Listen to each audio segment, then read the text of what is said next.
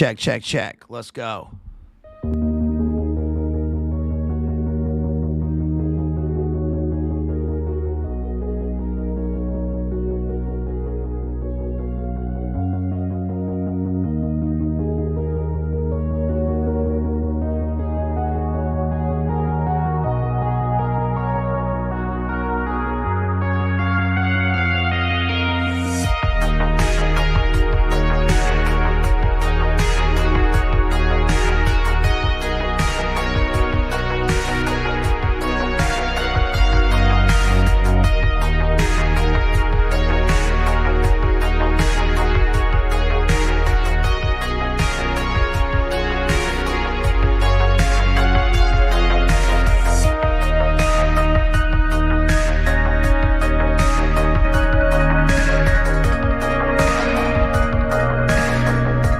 Check, check.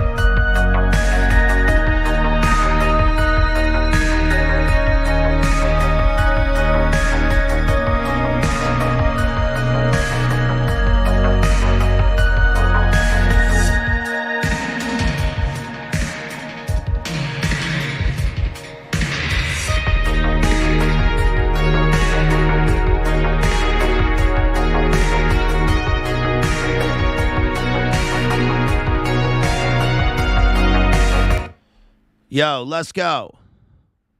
Check, check. What's up? What's up, y'all? What's up? All right, there we go. What's up, y'all? How's everybody tonight? Tonight we're going to do John Updike's 1984 novel, The Witches of Eastwick. So, let's see. 1984, John Updike, The Witches of Eastwick. This is an interesting novel because it has a number of themes which are going to go along with our domestic warfare theme that we kind of started a couple streams ago, where we covered A Streetcar Named Desire. It ties into what we did last night, which was we covered Glengarry Glen Ross, which is also 1984 by David Mamet. And the reason it'll tie into that is because essentially Ricky Roma's monologue in that will almost thematically play a part in this in terms of what the character Daryl Van Horn espouses at the end of the novel. So let's dive in. Should we dive in? Let's dive on in. Let's dive on in. Remember that American Dad episode? Let's get after it, as they say. So what happens in the novel?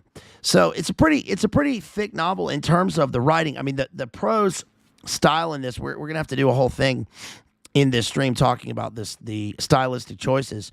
But it's really interesting because, first of all, the novel is broken into a kind of a triptych, right? It's almost a medieval panel of threes because it's broken into three parts. And just to give an overview of what it's about, basically the novel is about three upper middle class women, Sookie, Alexandra, and Jane Smart, and they live in Rhode Island. Shouts out to Sam Hyde and Nick.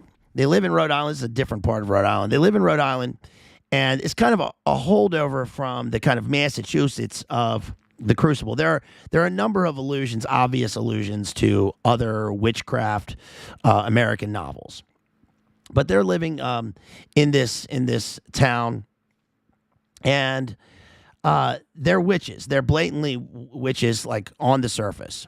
And then they get this visitor to town, and his name is Daryl Van Horn. He's an interesting guy. They meet him at the Unitarian Church function, and it turns out Daryl Van Horn is a kind of a magnetic figure, and he deals in expressionist and postmodern art, pop art, essentially.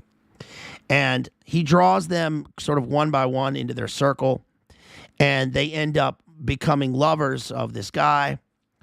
Then there's another woman that joins, and then she ends up taking the place of all three and sort of marrying Daryl Van Horn.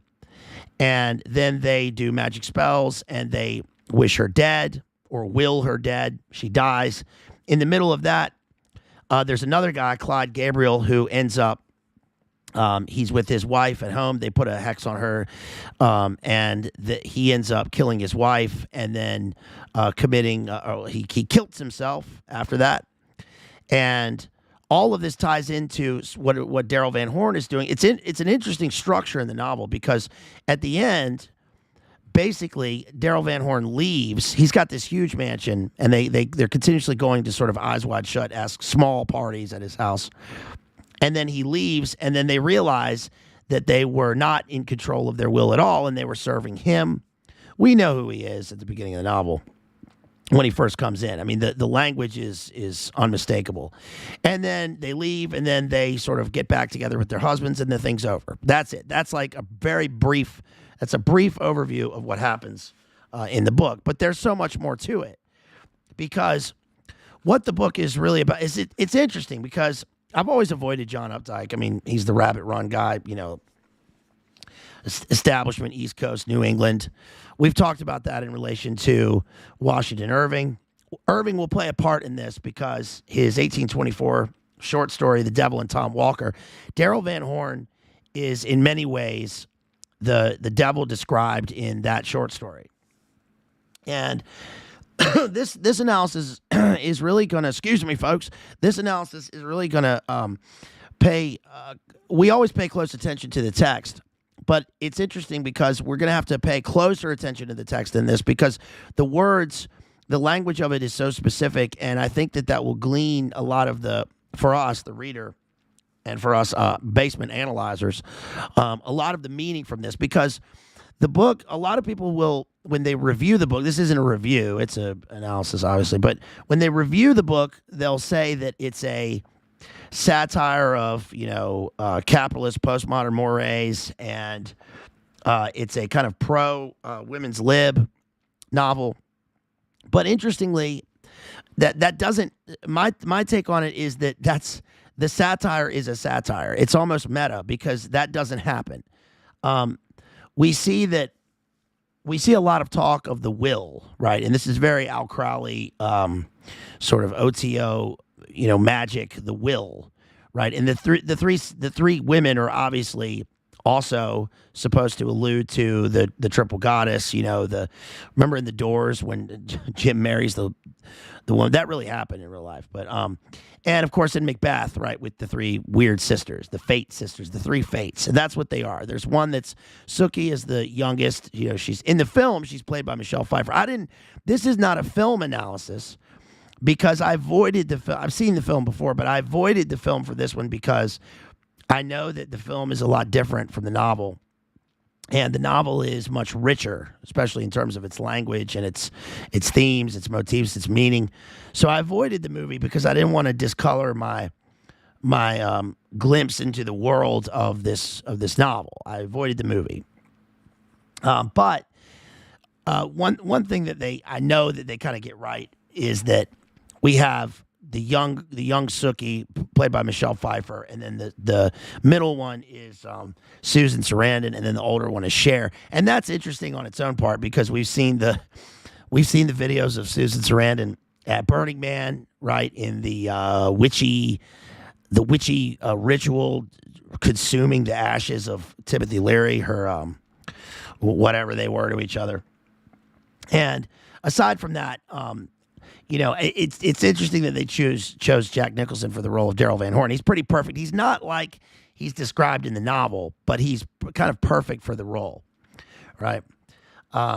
Late 80s film. What's it like, 1987? It's also interesting just to remark on to make some remarks on the film that it's directed by George Miller, which is interesting because we know George Miller from Mad Max, of course, and there's a whole story about the filming of the novel and how, he was making artistic choices and the studio was kind of playing this power game with him where they were like demanding things that were ridiculous, knowing that the movie was probably a failure, I guess, or they want to tank the movie, which they do. And finally, Jack Nicholson had to step in and, but aside from any of that, that's kind of irrelevant except in terms of the power plays, because what we see in this book is that it is one big power play.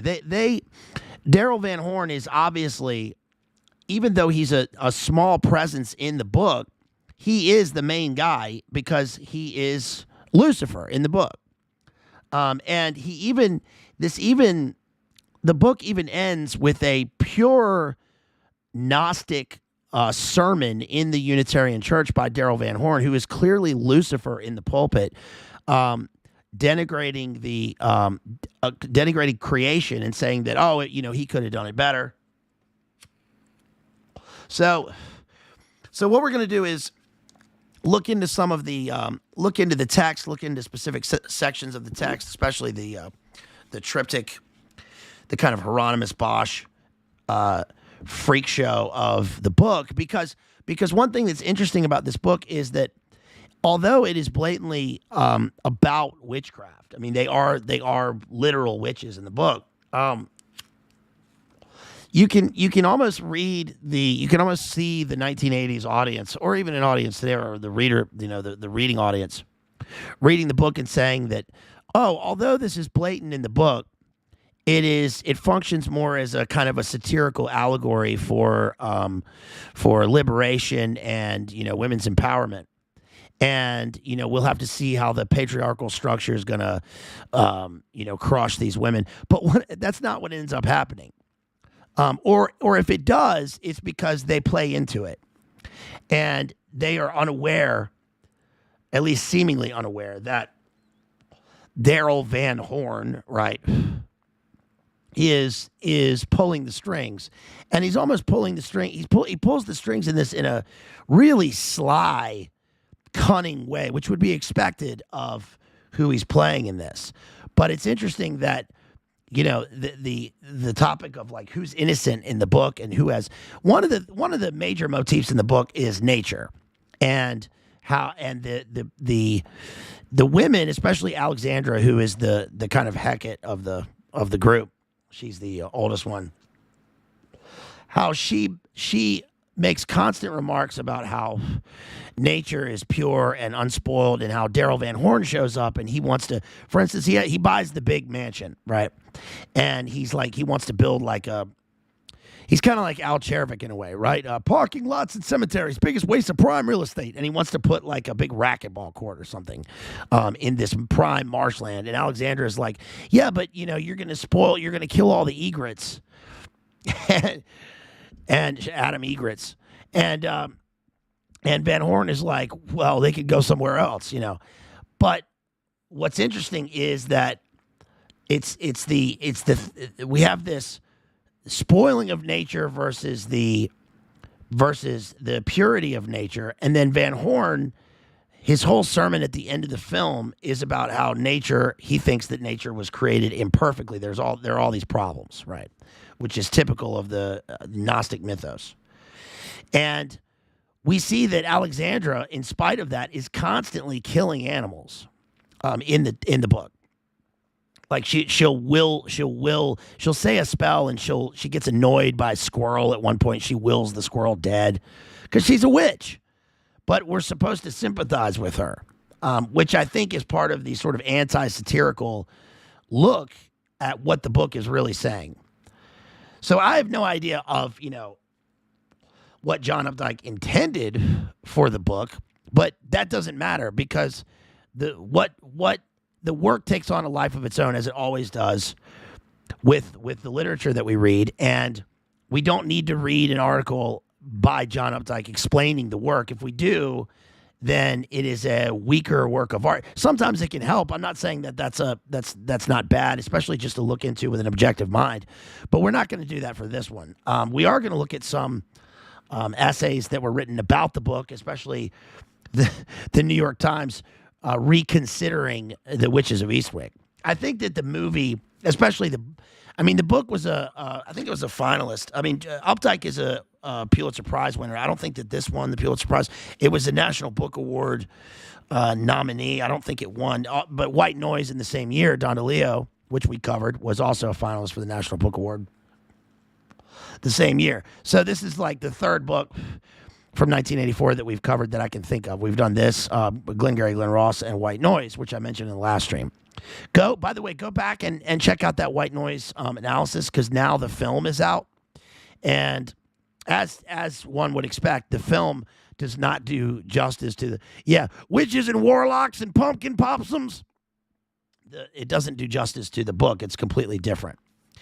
Again, as one would expect. So let's look at the book and look into the book here. It's broken into three sections here. The first is called the Coven. The second is Maleficia, evil doings, evil deeds.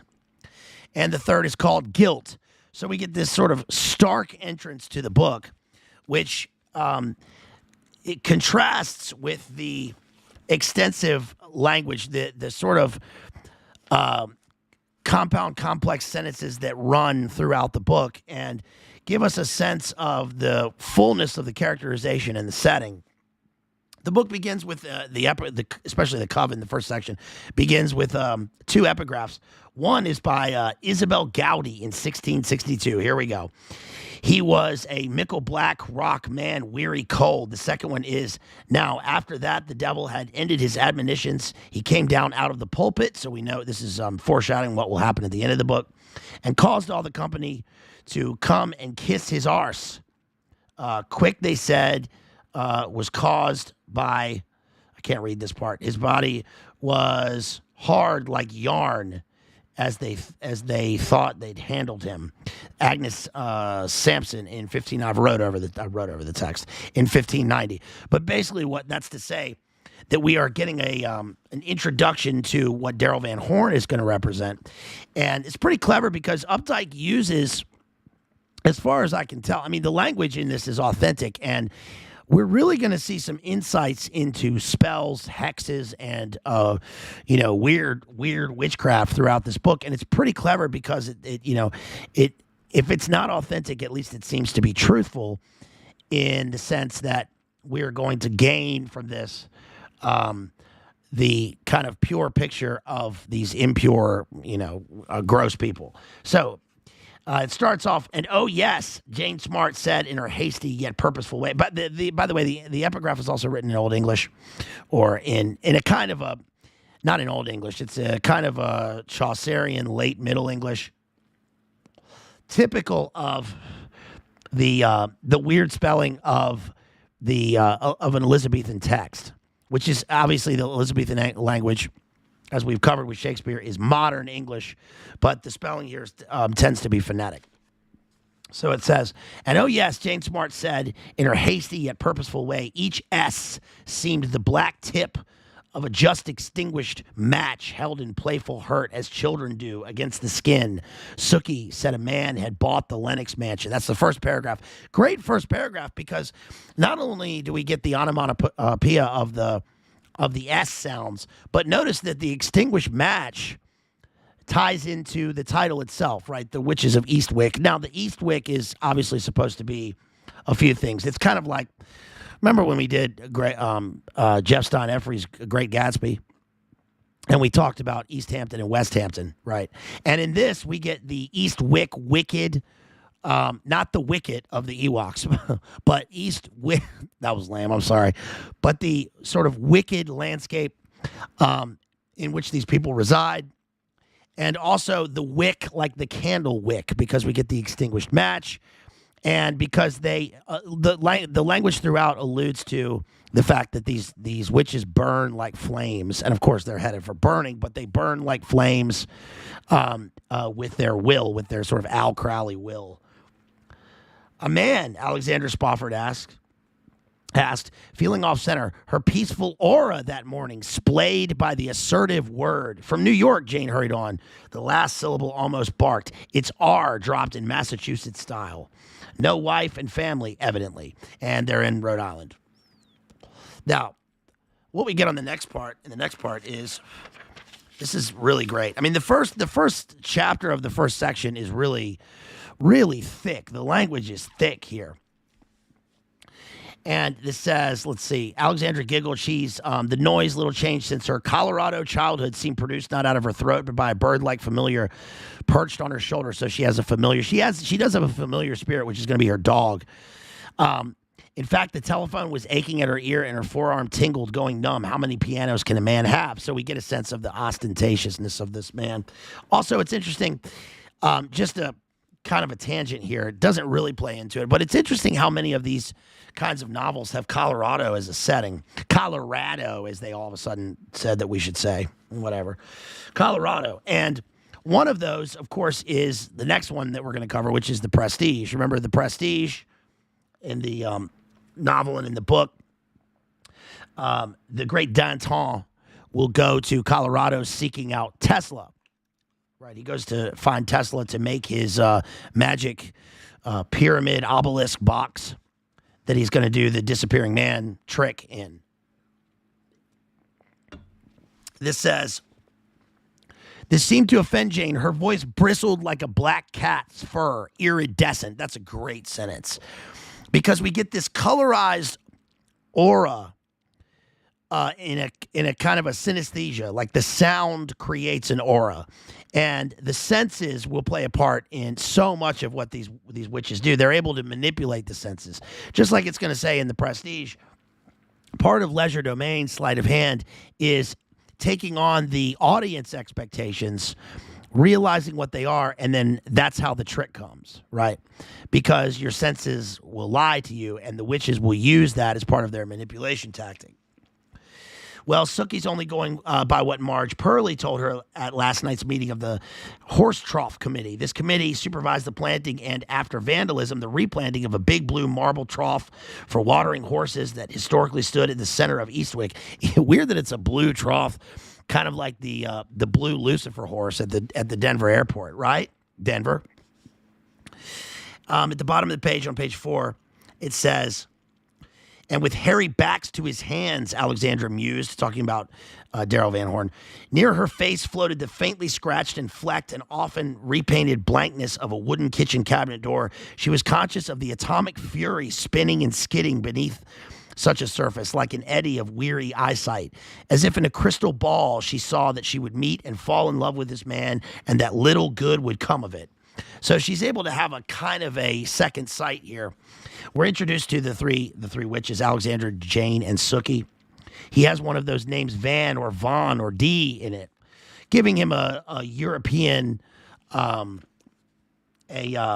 European heritage that's going to seem exotic to them, like he's from a far off place, and that plays into the fact that he is the stranger, he's an étranger, he's the other, right? He's literally the other, who's come to visit them. And even though they are engaged in this sort of Wiccan witchcraft, nature, pagan worship, they are really involved in the worship of the man that is going to use them, and they don't realize it.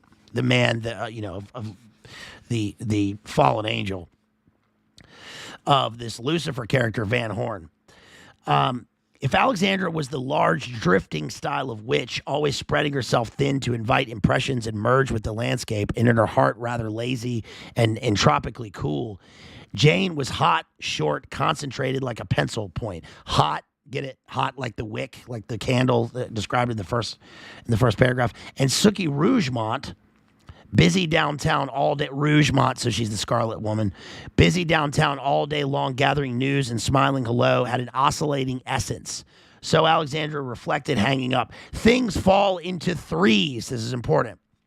And magic occurs all around us as nature seeks and finds the inevitable forms, things crystalline and organic falling together at angles of 60 degrees, the equilateral triangle being the mother of structure. And then she returns to putting mason jars on spaghetti sauce. So she's this homely pagan witch woman, but who's involved in literal spells. And we see the one place where we see the equilateral triangle, by the way, this makes me think of, do you remember the scene in Hereditary, which JD just covered again?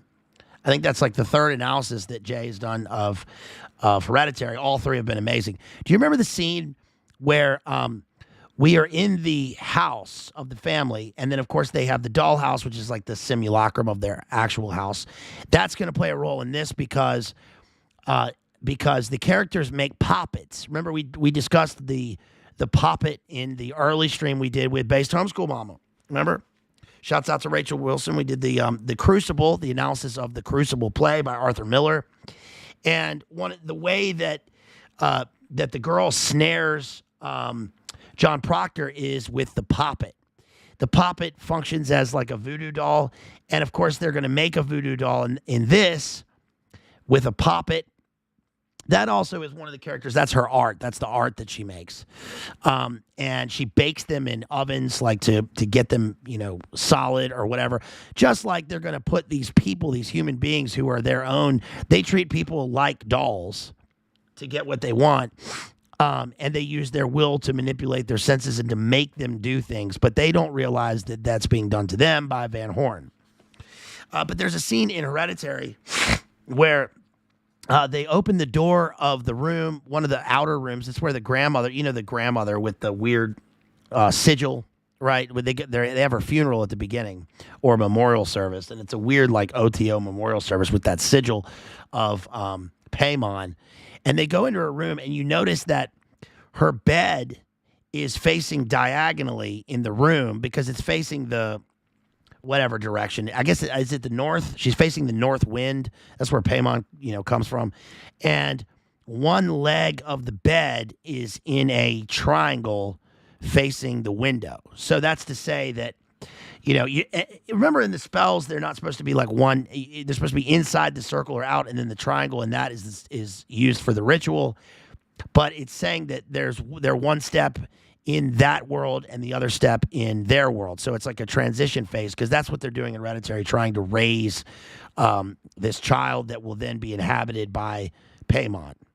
There's also Baphomet symbolism, obviously, because we have the other character in the movie that gets beheaded, which is kind of a male-female symbolism, and then we get that with the boy. And I remember reading that the female spirits take on male bodies and vice versa and then we have literally the Baphomet symbolism that we covered, remember, in the Outremer stream where we talked about that. Outremer, with the Templars and the Hashishin. But we get a lot in this because we find out that Van Horn himself, first of all, the women are also into each other, and we find out that Van Horn also at the end leaves with his male lover because he's a Baphomet. So I know I'm putting that pretty simplistically, but I'm just trying to do that kind of quickly. We get on page 6 some of the ingredients for their cauldron and for their spells. This says they love growing tomatoes because of plants. Tomatoes seem the most human, eager, and fragile, and prone to rot. Picking the watery orange-red orbs like her crystal ball. Alexandra felt she was cupping a lover. She recognized as she labored in her kitchen that something sadly menstrual in all this, the blood-like sauce to be ladled upon the white spaghetti. Gross. Page 7. They've all cucked their husbands, and they delight in this. As Alexandra accepted first one and then several lovers, her cuckolded husband shrank to the dimensions and dryness of a doll, lying beside her in her great, wide, receptive bed at night like a painted log picked up at a roadside stand or a stuffed baby alligator. By the time of their actual divorce, her former lord and master had become mere dirt. Matter in the wrong place, as her mother had briskly defined it long ago. Some polychrome dust she swept up and kept in a jar as a souvenir. These women are disgusting. This is gross. Now, I think that a lot of readers would take that sentence about the shriveling up and, being left to rot into dust as a metaphor, but I take this literally because they literally do these spells to people, and it's like they're sucking the life energy from their husbands. And now, of course, you're gonna, the usual academic reading of this is going to be that, oh, the women are oppressed by their patriarchal husbands, and that they need to experience freedom and live out their true will. But that's the language of the occult, right? And that to have them to steal their life essence and have them shrivel up into like alligator skin is like that's like Lizard people, right? Or that they become just so much of an animal. And it's interesting the sort of scientism in this book, because the women are often using language to associate humanity with a kind of evolutionary nihilism, that people, that they believe in the scientism, and that they can rearrange the matter, and they can destroy or gain favor simply by manipulating nature. But how, and this is the way that it always is, right? With this, there's this like dichotomy between the two. It's like they live in this world just purely on sense, but they are engaged in something purely metaphysical. It's just the opposite of goodness. It's all egocentrism, right? The Cheetah Uri.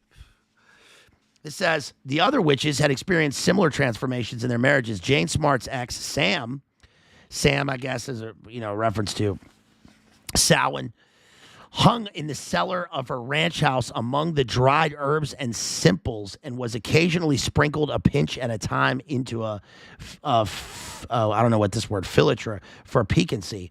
And Suki Rougemont had permanized hers in plastic and used him as a placemat. This is so sick. They've taken the human lives of their husbands and degraded them into just ornaments, right, for their control, into just non-entities. I'm going to keep on going here. The heir of Eastwick, this is page 8, the heir of Eastwick empowered women.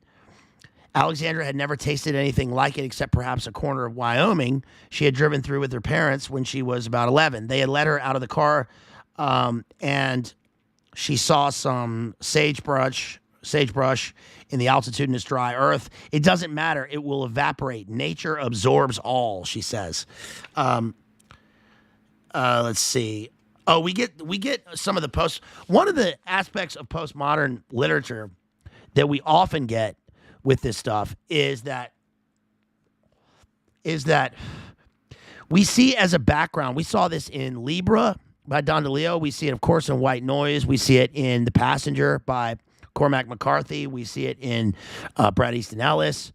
And now we see it in this, is that the outer events of the world are always described as there's a focus, kind of a peripheral focus, if that's a thing, I guess. That's sort of ironic, but a peripheral focus on like plane crashes, natural disasters, man-made disasters, computer failures, tech. But it all is sort of, it's peripheral, but it will obviously play a role in the inner lives of the characters. I was just reading, what was I just reading that was talking about, it was an analysis of something, and it was talking about how the outer events and weather always serve to illustrate the inner state of the characters, like the tempests. And maybe it's in this. Maybe Updike makes a comment on that. I have to get to that section because Alexandra forms a storm. And yeah, I think it's in that part. All right, let me get to it. Page 9, it says, page 8 and 9, windowless plants with names like Data Probe and Computech manufactured mysteries. Components so fine the workers wore plastic caps to keep dandruff from falling into the tiny electromechanical works. So this is a kind of a 1984, literally the year 1984 take on the specificity of particles and components, and that's obviously supposed to symbolize the smallness of the way in that these witches have into manipulating people and their own wills. Because one of the other motifs in this book is that Alexandra is obsessed with getting cancer, and eventually they will this, is it Felicity? No, Felicia. They will by Felicia. Remember that? Sorry, cringe. They will this other character, this woman in the book, to get cancer. And there's a part in the book about how Alexandra says that cancer is essentially just where things will rub against one another until a cell will go wild. And it's a constant like interruption of the flow of nature. And then she eventually herself, obviously, of course, reflexively, becomes obsessed with cancer and is constantly checking to see if she has lumps. The lumps are an outer side of the hideousness of her inner character. But the way that they talk about technology in this, tech, and that there's a burgeoning tech industry on the outskirts of the town that's kind of flowing into the way that people think within the town, is supposed to be a kind of a symbol and simulacrum of that. Rhode Island, though famously the smallest of the 50 states, yet contains odd American vastnesses. Tracts scarcely explored amid industrial sprawl, abandoned homesteads and forsaken mansions, vacant hinterlands hastily traversed by straight black roads, heath-like marshes. The heath is obviously an allusion to Macbeth because the Wyrd sisters appear on the heath at the beginning, right? Where shall we meet with Macbeth? There, upon the heath, remember? And desolate marshes on either side of the bay, the great wedge of water driven like a stake clean to the state's heart. Its trustfully named capital. You see how Updike is great because he's like a poet as a prose writer because all of the words function within the web of the narrative. They all play a role. There's nothing extraneous. Every word here seems to foreshadow or symbolize or allude or express something else that's essential to the plot. It's called the Sewer of New England. Cotton Mather called the region. Never meant to be a separate polity, settled by outcasts like the bewitching soon-to-die Anne Hutchison. This land holds manifold warps and wrinkles. Its favorite road sign is a pair of arrows pointing either way. So they're kind of in a no place, right? They're in a wasteland. Swampy, poor in spots. Elsewhere, it became a playground of the exceedingly rich. Refuge of Quakers and antinomians, those final distillates of Puritanism. It is run by Catholics whose ruddy Victorian churches loom like freighters in the sea of bastard architecture. Page 11, this says, this is pretty interesting. It's on female yearning and sex here. It says, female yearning was in all the papers and magazines now. This is, again, the postmodern exterior. The sexual equation had become reversed as girls of good family flung themselves toward brutish rock stars, callow, unshaven guitarists from the slums of Liverpool or Memphis, somehow granted indecent power, dark sons turning these children of sheltered upbringing into suicidal orgiasts. Alexandra thought of her tomatoes, the juice of violence beneath the plump, complacent skin. And then on page 12, interestingly, we get one of the characters is named Oz, right? Liber Oz, Al Crowley, Liber Oz, and then, of course, shouts out to JD because that's where we covered the Wizard of Oz. In fact, one of the other analyses of this book talks about how the Wizard of Oz is the most occult book or the best book on witchcraft in the 20th century. And, of course, we covered Return to Oz and Wizard of Oz over on Jay's channel.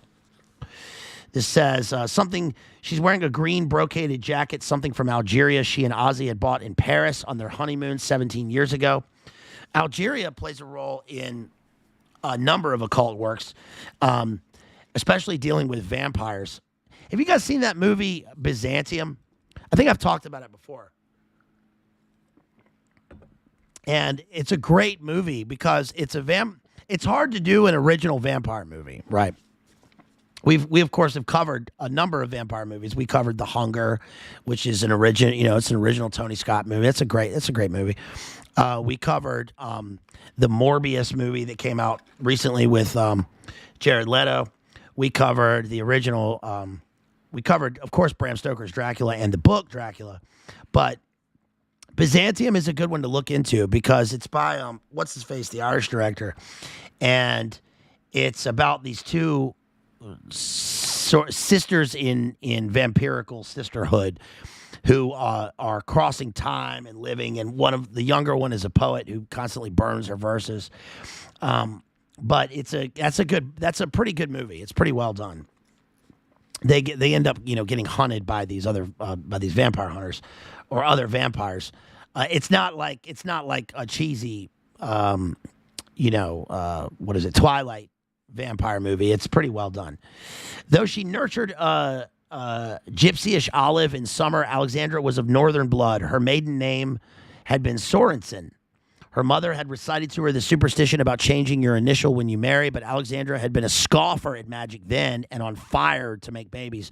Marcy had been conceived in Paris on an iron bed.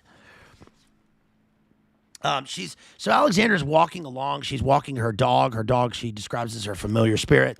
She's walking along on the beach, and she sees some Chads out there throwing a frisbee around. A bunch of young people, and she sees Tom Coombe and Goose out there playing volleyball or whatever. And she walks right between them, and she hears them call her either an old bag or a hag, which she is. But she gets mad about this, and then so she whips up a storm, and this says, the cement wall had been spray painted with linked names. Everywhere desecration had set its hand, and only footsteps were eased away by the ocean. So, in other words, she's, this lady's she's a depopper, and she thinks that nature needs to wash over someday a real rain's going to come and wash the scum off the streets, right? That's what she wants. Because she hates people, but she lives by feeding on them, right?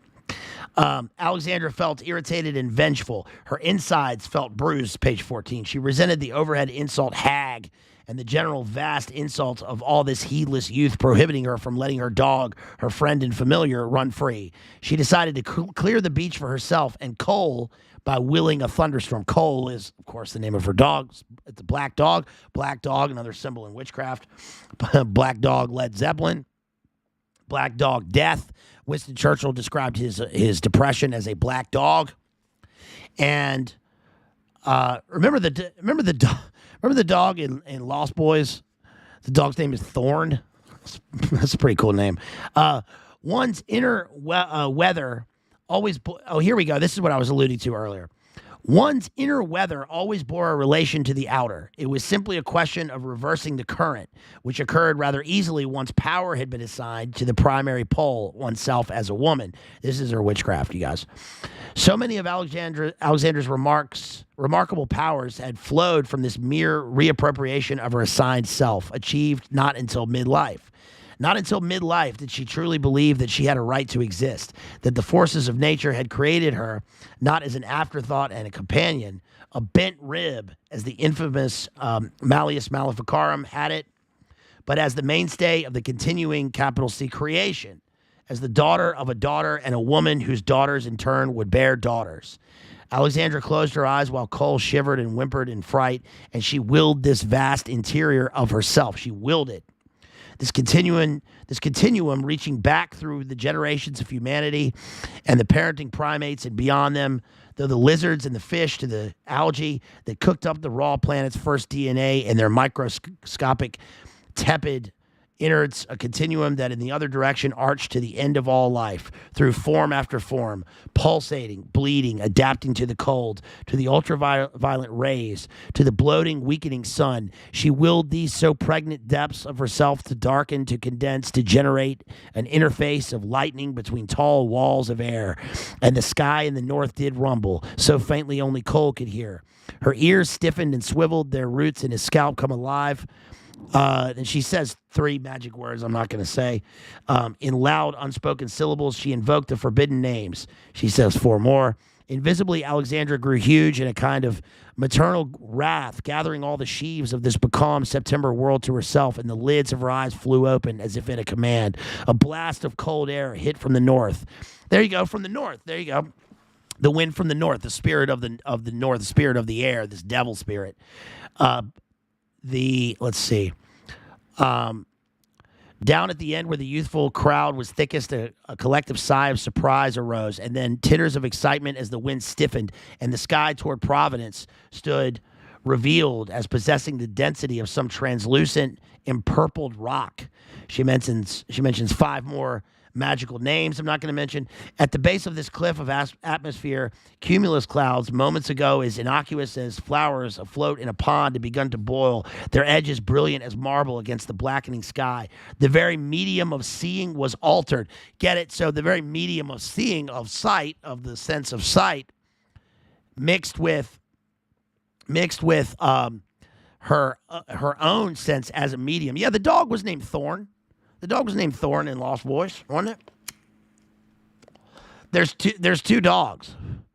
There's their dog, which is Nanook, but then there's also the bad guy's dog, which is Thorn, the bad guy played by Edward Herman, the vampire, the main vampire. Spoiler alert. At least I think that's right. I don't know.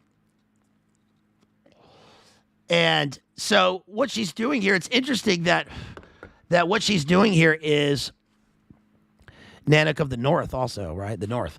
So what she's doing here is that she is envisioning all of creation. Again, we have creation mentioned here, and all of creation going back to pond scum, and she's trying to reorder the DNA and the molecules and the cells in order to will nature to create this storm.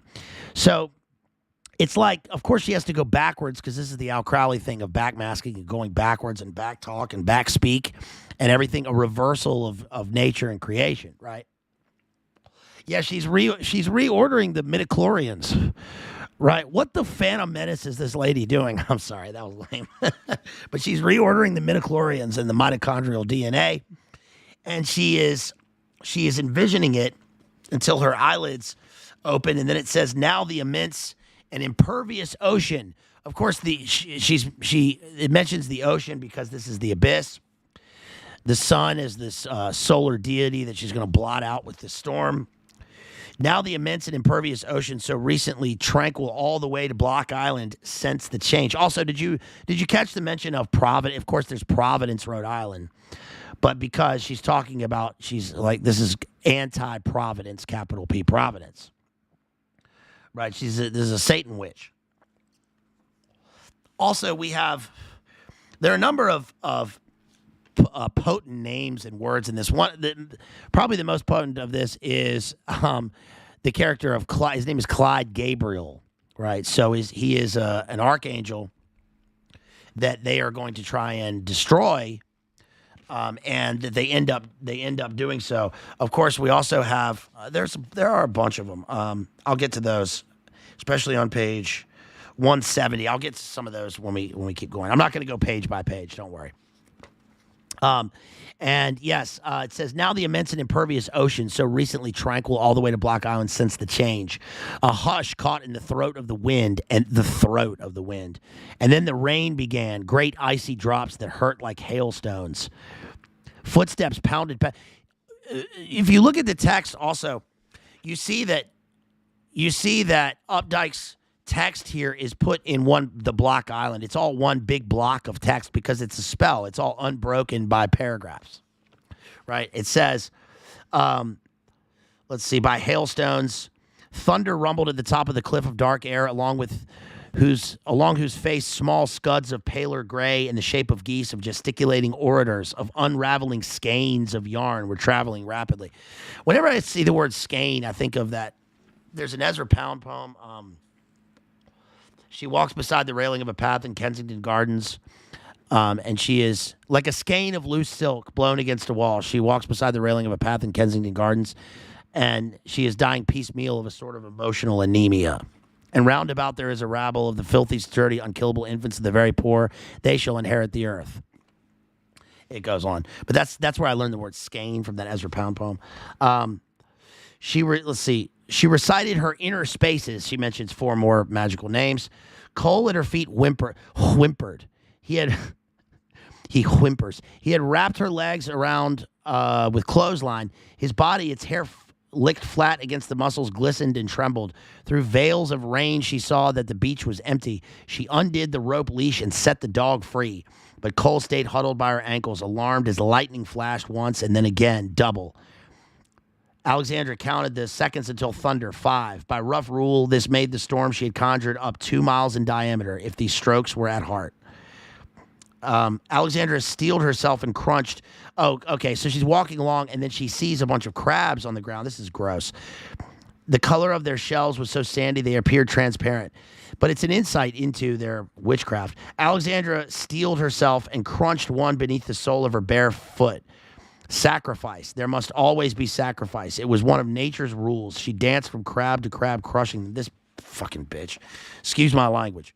But do you see, like, she wants unspoiled nature, and yet she's constantly crushing nature and creation, right? Which is, I guess that's the whole point.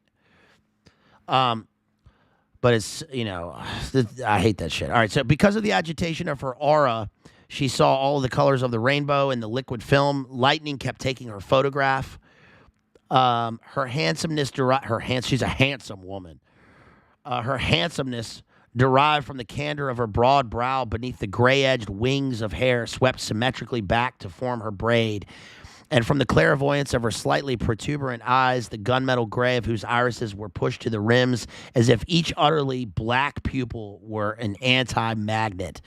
Wow. I mean, you see how the language is so potent here. Of course, she's got the black adreno eyes of the witch, especially after she's willed this storm. Then it says, one of the liberations of becoming a witch had been that she had ceased constantly weighing herself. So she's body positive. But she felt transparent to the rain, one with it, its temperature and that of her blood brought into concord. Cole, his terror slipped at last, ran in circles wider and wider, adding the quadruple gouges of his claws to the triangular designs of gull feet. It mentions a statue of Seagal, which is not Steven Seagal. But that's going to be a foreshadowing of when Daryl shows up. Page 18, we get the ignominious goosebumps.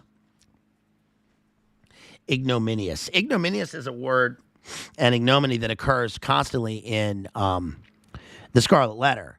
And there are obvious references to the Scarlet Letter, and early to mid 19th century American literature here. I've already mentioned Washington Irving's The Devil and Tom Walker. And then, of course, the Scarlet Letter.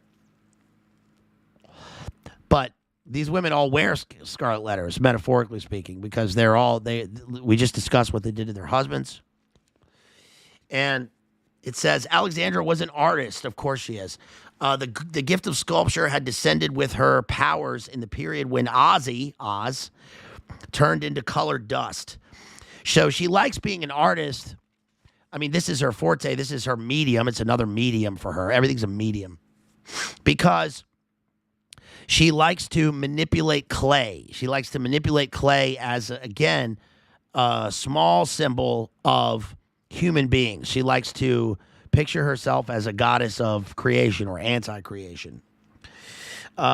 Alexandra sculpted their naked forms, stabbing with the toothpick for a navel and never failing to provide. I'm not going to read that part. In protest against, I can't read that part either. But she makes poppets, and she calls them her bubbies. Ugh, gross.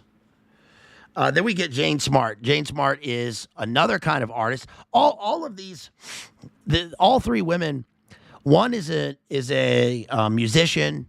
One is a physical artist, a sculptor, and Suki is a writer. So they're all involved in sort of some kind of act of creation or mimicry of creation. And it's interesting that Suki writes for a publication, a local publication for the neighborhood news called The Wyrd.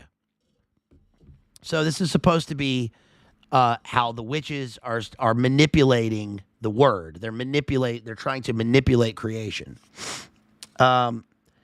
Alexandra associated the dark notes with Jane's dark eyebrows and with that burning insistence in her voice that an answer be provided forthwith, a burning insistence. To nail its secret down. That's a vampirical image, right? Like they are sucking on the blood of people and humanity, and their husbands need to be nailed down in their coffins. Rather than drifting as Alexandra did in the faith that the secret was ubiquitous, an aromaless element in the air that the birds and blowing weeds fed upon her. Suki had nothing of what she would call an artistic talent, but she loved social existence and had been driven by the reduced circumstances that attend divorce to write for the local weekly, the Eastwick Wyrd. And they love hanging out at the Unitarian Church. And she plays the cello. Let's see, Jane plays the cello. A bit of code buried in the garble of daily existence and experience. A stab of communication between the inner and outer world. That's a postmodern sentence right there. Because we have the kind of white noise that functions as the toxic airborne, the Darbask toxic airborne event in White Noise by Don DeLeo. Okay, we have a big interface. The big interface is mentioned on 46. So we have Daryl Van Horn. This says Van Horn. I'm going to skip the initial introduction of Van Horn, but it says Van Horn, who shows up at the Unitarian church function. Van Horn turned his big head stiffly as if to check. Alexandra saw herself through his bloodshot blinking eyes as if at the end of a reversed telescope, a figure frighteningly small, cleft here and there, and with wisps of gray hair. She sees herself in reverse, like almost through her second sight, looking at herself through the eyes of Van Horn as if she is nothing, which is interesting because that's what they're going to end up being. He decided to answer Sookie's earlier question. I've been doing a fair amount lately with protective coatings. This is what his sort of surface level description is. They also are constantly looking at themselves, by the way, in warped mirrors and broken mirrors, obviously. He says, a floor finish you can't scratch with even a steak knife after it hardens. A coating you can spray on the red-hot steel as it's cooling so it bonds with the carbon molecules. Your car body will get metal fatigue before oxidation sets in. Synthetic polymers, that's the name of your brave new world, honey bunch, and it's just getting rolling. Bakelite was invented around 1907. Synthetic rubber in 1910. Nylon around 1930. Better check those dates if you use any of this. The point is, this century is just the infancy. Synthetic polymers going to be with us to the year 1 million or until we blow ourselves up, whichever comes sooner. And the beauty of it is you can grow the raw materials, and when you run out of land, you can grow them in the ocean. Move over, Mother Nature. We've got you beat. Also, I'm working on the capital big interface. What interface is that? Sookie was not ashamed to ask. Alexandra would have just nodded as if she knew. She had a lot still to learn about overcoming a cultured female recessiveness. The interface between solar energy and electrical energy, Van Horn told Sookie. So, of course, you guys, what happens is when Van Horn shows up, two of the women initially take to him. He's charming. He's a charming devil, right? He's a Morrissey charming devil. But Alexandra is repulsed by him. But then she eventually is won over by his charm and his Luciferian bright beauty to her, or whatever she sees. And of course, if Lucifer shows up embodied by this guy in 1984, postmodern Rhode Island, what do you think he's going to do for a living? Well, of course, he's going to be involved with modern pop art, postmodern pop art, and with transhumanist corporate technology. And his big interface is interesting because don't we see certain people dealing with the big interface now? The big interface in the brain, let's call it the chip, right? And the other thing he wants to be involved with is electrodynamic energy and making buildings into thermodynamic receptors for heat. So I know that the symbolism kind of draws a little farther, but knowing what we know about Van Horn, even when we first meet him, it's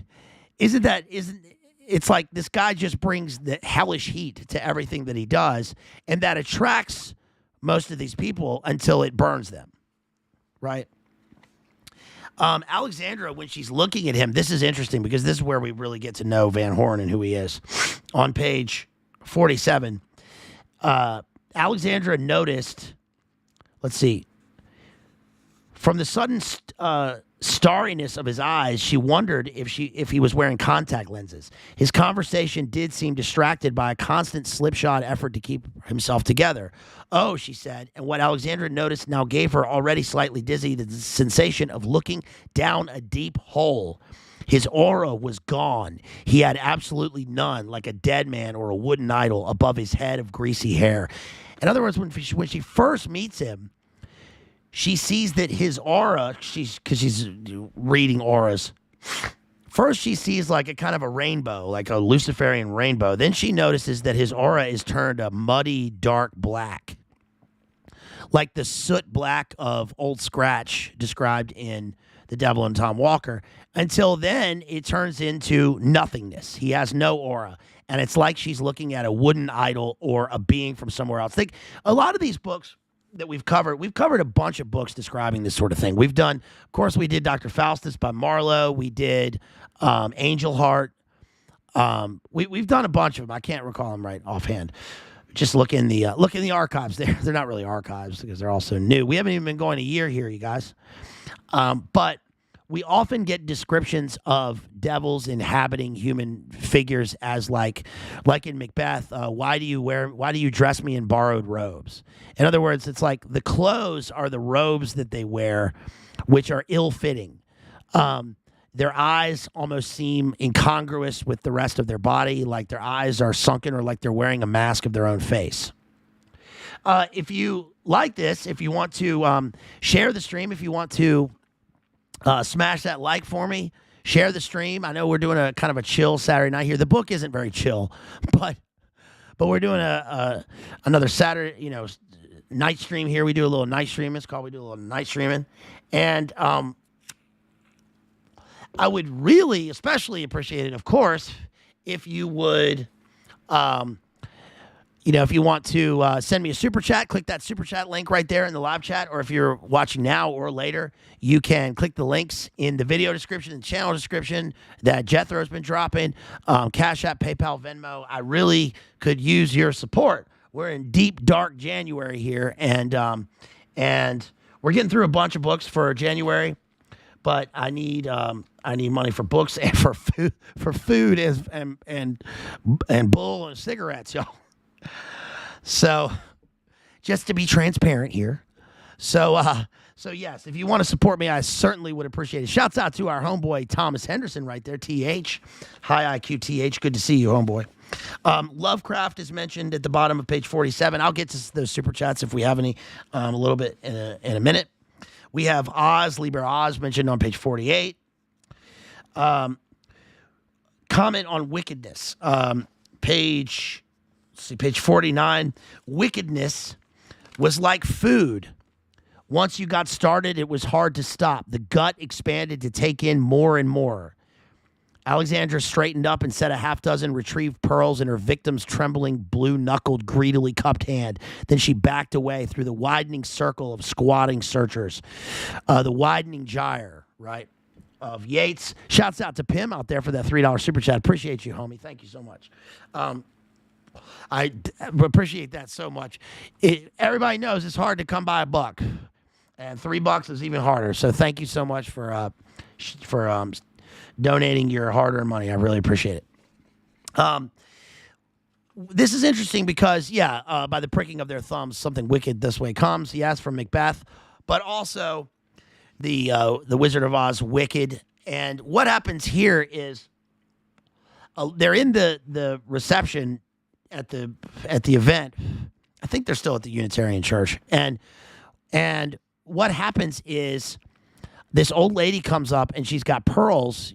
She's not clutching her pearls. She's got a pearl necklace. Alexandra gets annoyed by this and bewitched style, blinks and wiggles her nose and does some weird shit. And then the lady's pearls fall all over the ground. And then she is degraded, right? Because she's gone from on their at eye level talking to them and talking to Van Horn to now searching the ground on her hands and knees looking for her material pearls. And this is a source of laughter, of inner laughter to Alexandra and to the witches. But what happens is, it says these bodies seemed grotesque, giant cabbages of muscle and avidity and cloth. Their auras were all confused like watercolors running around together to make gray. And we notice that Van Horn notices what she did. He knows that it was Alexandra, and he comes up behind her at the end of the scene in this book on page 51. This little mini chapter, and it says, a dark man touched the soft flesh above her elbow. His touch was icy, or perhaps she was feverish. Interesting that we get the juxtaposition between cold and heat there, just like we get Satan in the ninth circle in Dante's Inferno, which of course we've covered. We've covered Milton, Paradise Lost. We've covered Dante's Inferno. and where Satan is upside down in the icy abyss of the ninth circle at the bottom of the world. He was chuckling. The damnedest thing, right? Obvious pun on damnedest, right? The damnedest thing happened back in there just now. The old dame whose pearls let loose a minute ago tripped over her own shoes in her excitement, and everybody's scared, and she broke her hip. How sad, Alexandra said. Sincerely but absent-mindedly, her spirit drifting, her heart still thumping from the scare he gave her. He scares her.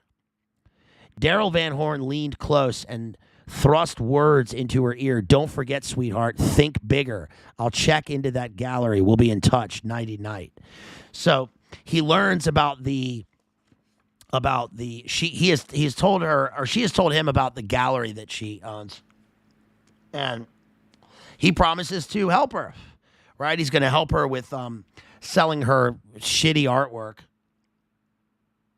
because all it is just there's a bunch of different levels here. It's a money laundering operation. It's in the art world, it's a simulacrum for people, like with her manipulating clay, but it's also a step into him whispering into her ear and manipulating her, and she doesn't even realize it. When she kind of knows a lot about what's going on page 54, one of the characters comes up and says, "You're worse than the CIA." I found that an interesting note. When she goes home, she astral projects. That's how she goes to sleep at night. And on page 56, it says, now Alexandra's mind pursued the lovers into the night. Suki's slim body like a twig stripped of bark, but with pliant and muscular bumps. So the bumps also tie into the lumps and the bumps on her own body that she kind of inadvertently wills herself to have, and that they later use to kill this woman. But the language here is also one of nature worship, and she's first of all, she's creepily imagining her friend, and she's astral projecting and seeing her in the act of, sex, and then she's picturing her as a tree, right? I think of like Wicker Man. I think of the end of Wicker Man when that comes to mind. Now it says she was one of those women just this side of boyishness, of maleness, but vibrant, so close to the edge. The femininity somehow steeped in the guiltless energy men have, their lives consecrated like arrows, flying in slender storms at the enemy, taught from their cruel boyhoods onward how to die. Why don't they teach women? Because it isn't true that if you have daughters, you will never die. Maybe a clinic, she said aloud, having rejected Doc Pat, where they don't know me. Ugh, gross. She describes Van Horn as shy and hence clownish, but then realizes that, she says, disoriented she had been disoriented, and more Alexander's impression like a man peering through a mask. Again, he's wearing a mask of his own face, right? The ceiling in the wake of her vision wore a sudden clarity, as if seen for the first time, its impassive dead square stretch, certain small flaws in its surface scarcely distinguishable from the specks of the vitreous humor of her eyes. You hear the alliteration of the S sounds because it's slithering and serpentine, except that when she moved her focus, those latter drifted like animalcules in a pond, like cancer cells in our lymph. She compares Van Horn to a mafioso or a doge, feeling the gentle ridges of his skull. I'm just admiring the shape of your skull. I just want to carve a Z in his forehead, man. You know what that's from? Quiz, trivia night. What's that from? It's from an author that we've covered, but we haven't covered that particular book. While I'm digressing here, why don't I take a look and see, because I just saw something come in. Oh, there we go. Let's see. Shouts out to Muncie, who sent $5 and said, "Bruh, eat." Thank you so much. Appreciate that. That'll get me over there at the dollar menu, and I can get a McD's double and fries. So appreciate that. Thank you so much. And let's see. Shouts out to our homeboy Jason out there, who sends 888 Luminate Confirm. Thank you so much for that 888. And again, Pim, thank you for that that $3 super chat. Appreciate you. Yes, if you want to support me, you can click those links. I really appreciate it. Thank you. I can now get to the dollar menu. Let's go to an interesting passage on page 143. So what happens is when they yes, Jethro gets the Mod Award, obviously. Yes, very good point, John B. Yeah, Jethro gets the all-time Alpha Chad leveled up 33 times infinity mod level award. Shouts out to Jethro. We cheers to you. Cheers to you with this GMO drink.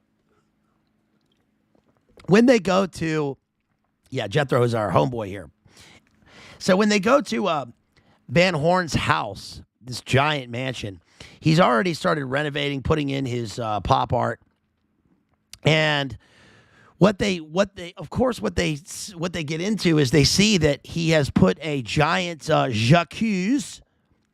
He's the accuser. They put a giant jacuzzi in the floor of this, in the middle of this parquet floor, and all the marble and the Gnostic black and white checkerboard floor. He's put this gigantic cauldron-like hot tub in the middle of it, and they all get in, and now the witches are in their own cauldron. You get it? You know, this is like the witch's cauldron in Macbeth, except for instead of creating their gruel and their hallucinatory gruel and having Macbeth drink of this, devilish adreno fluid and having visions of the future, now what happens is they themselves are in the cauldron inadvertently, and they don't realize it because this is a cauldron. It's a postmodern sort of, jacuzzi cauldron.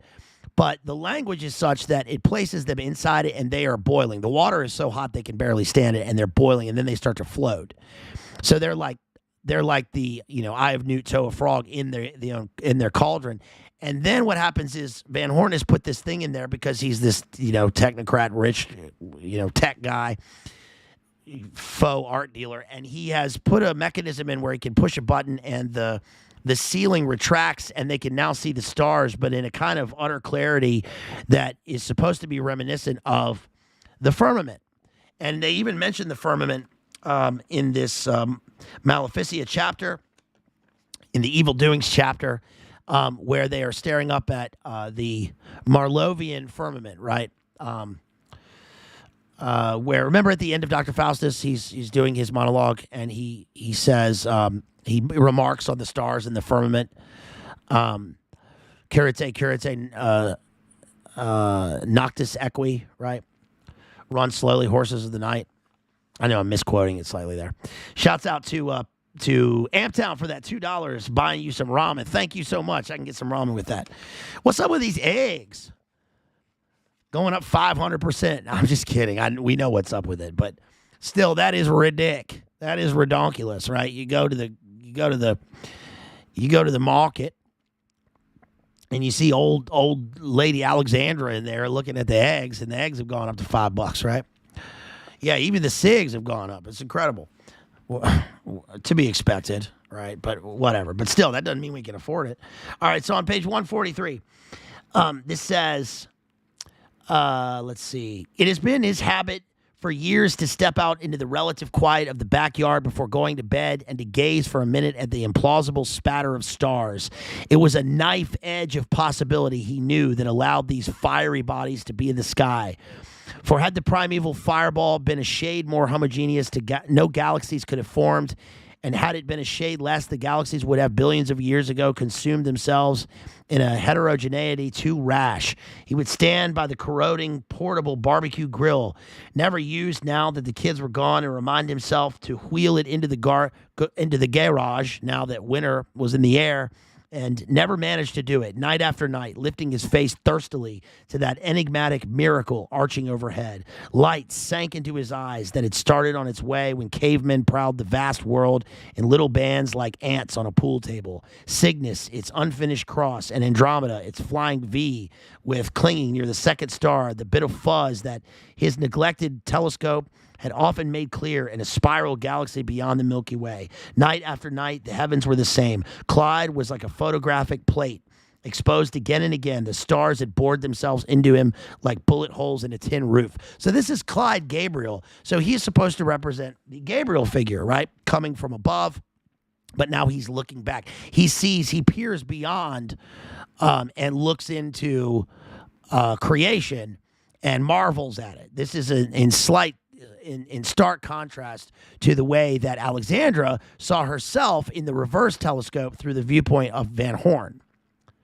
It also is in contrast to the way that Alexandra sees people as animals to be crushed or as clay figures to be baked and dissected. They're going to manipulate Clyde, and they're going to end up killing him. Yeah, so here's where they manipulate Felicia. They are complaining that they have... Oh, this is interesting, because on page 144, the gossip in town is that they are complaining about how they have renamed all of the monuments in town. And one thing that they've done in town is they've renamed it from Kazimierczak Square. I don't know this word. We need our based Polish friends to tell us what this word is. In honor of that idiotic boy who went off and got himself killed in Vietnam. So they've renamed the monuments. But it's kind of it's interesting because it's ironic because they're naming them for war figures. But this is also a kind of a boomer sentiment that where they're railing against the establishment in Vietnam, and yet she's wholeheartedly a part of it. Right. I used to smoke when I was 18, and I thought $3 a pack was expensive, says Amptown. Yeah, I remember riding with the homeboys, the fellas down on the bike over to buy smokes out of the cigarette machine, and they were $2.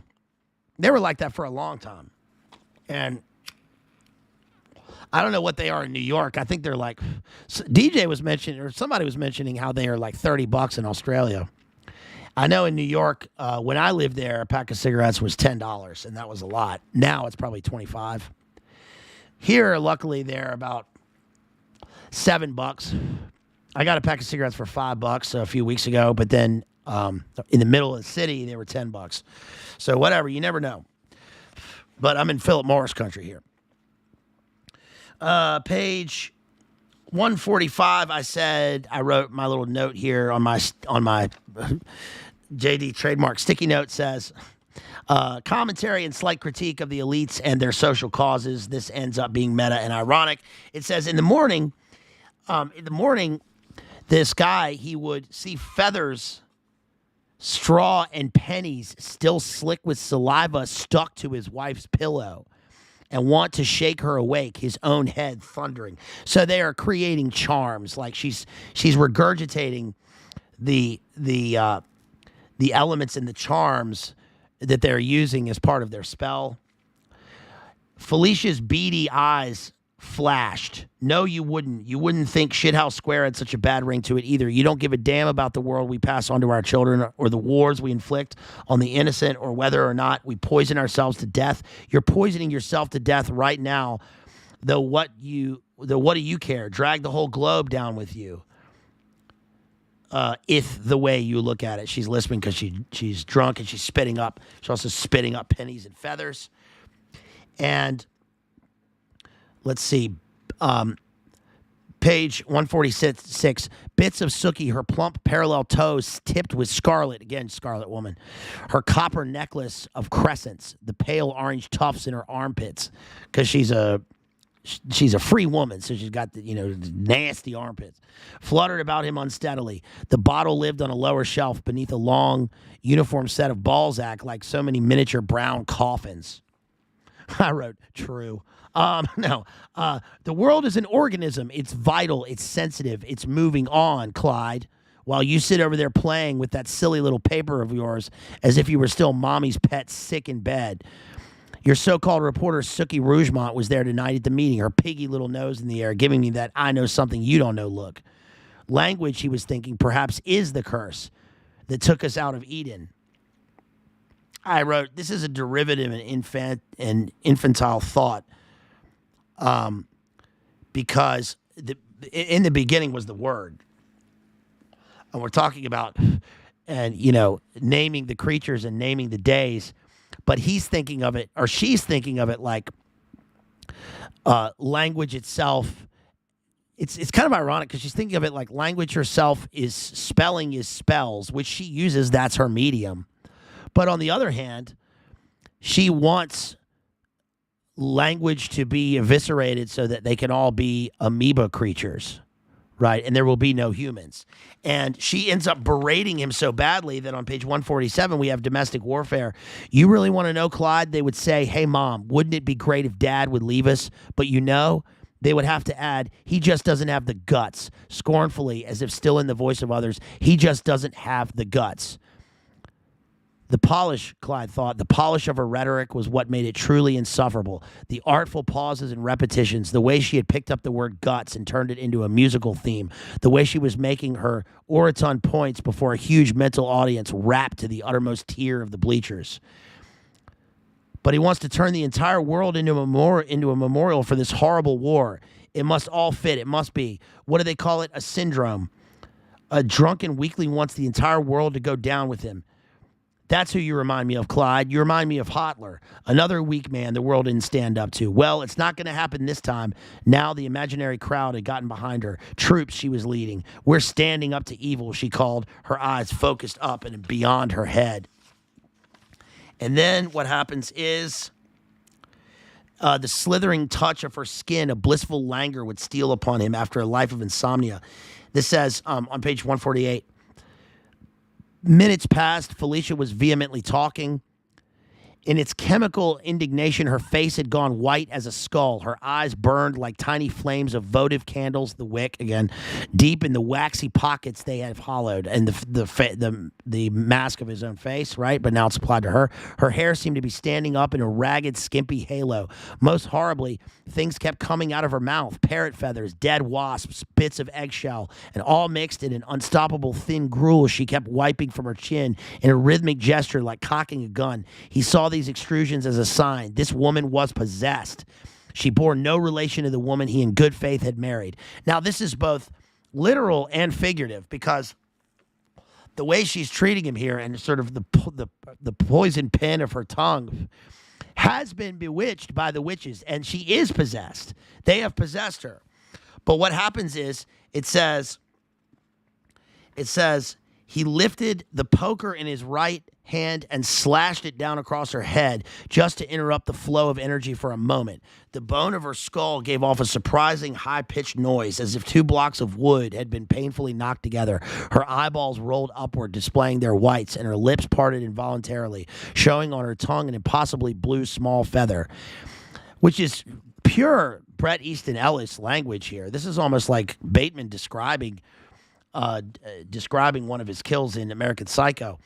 It says, which we covered, but the silence felt heaven sent. How many times have we covered here that the killers in these books, and by their own admission, serial killers, again, remember the JD series on Son of Sam, and also discussing Ted Bundy. Shouts out to Dave McGowan, RIP, Program to Kill. Often it is the overwhelming auditory data storm that sends these people over the edge and and drives them to take the final moment and kill this person, right? And that's exactly what he does here. He wants silence. It says he hit her head with the poker again and again, pursuing in its slow fall to the floor until the sound the blows made more liquid than that of wood knocking wood. He had plugged this hole in cosmic peace forever. So he kills his wife because they are both instruments of the darkness of these witches, and they have willed this to happen. But it's interesting also that he has plugged this hole in cosmic peace forever because he's the one who goes outside and looks at the firmament, right? He goes outside and looks at the sky and imagines it as this Marlovian firmament, and now he can have this kind of auditory peace. And it says, an immense sheath of relief slid upward from Clyde Gabriel, right? The relief washes over him in an awesome wave.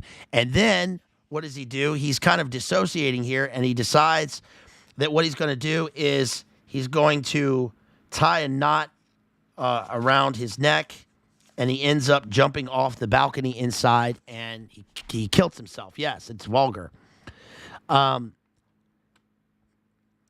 Page 160, she was full of hate, darling. It was the hate coming out of her mouth that did her in, not a few harmless feathers and pins. She had lost touch with her womanhood. This is the witches talking to each other, justifying what they've done. She needed pain to remind her she was a woman. She needed to get down on her hands and drink some horrible man's... Oh, I'm not going to read that. She needed to be beaten. Clyde was right about that. He just went at it too hard. Isn't that ironic that they love their whole MO in their kind of human life, surface level political dealings is about women in this sisterhood of womanhood, antithetical to the oppressive patriarchy, and yet at this moment she says that the woman needed to be punished and beaten. This is Jane talking. Jane Smart, the middle one, is the one who is most in touch with Van Horn and who Van Horn is. Because what happens later on in the book is when they will the other woman to die, they decide to put a hex on her, and all three put a hex on her. Alexandra is kind of like, okay, Sookie it plays a part in it, but it's Jane who really wants to do it. But before the woman dies, because she gets cancer, and Alexandra, remember, is always obsessed with cancer, Sookie and Alexandra decide, excuse me, Sookie and Alexandra decide that they're going to reverse. They want to reverse their reversal. They want to reverse the hex that they put on this woman. But Jane is like, no way. And the woman dies before they can reverse it. And Jane is okay with that. And they really feel no true qualms about this. They kind of just figure, oh, well, this kind of thing happens. On page 160, this says... Greta Neff, washed out old bag as she was with her granny glasses and pathetic pedantic accent, was more of a woman in this sense, a woman who could hold whole kingdoms of night within her, burning. There's the wick again. Words are just words, she added. They're not. They make things happen. Sookie wailed, her voice shriveled to a pathetic wheedle. Now 2 people are dead and 2 children are orphans because of us. Jane felt huge in her impatience. The black notes she had swallowed that morning bristled within her alive. And since Van Horn had come into her life, Jane was more passionate than she had ever been about music, that golden high-arched exit from this pit of pain and ignominy. She sounds so harsh and strange, Sookie said to Alexandra over the phone a few days later. It's as if she thinks she has the inside track with Daryl and is fighting to protect it. That's one of his diabolical arts, to give each of us that impression. I'm really quite sure it's me he loves, said Alexandra, laughing with cheerful hopelessness. Kingdoms of night within her.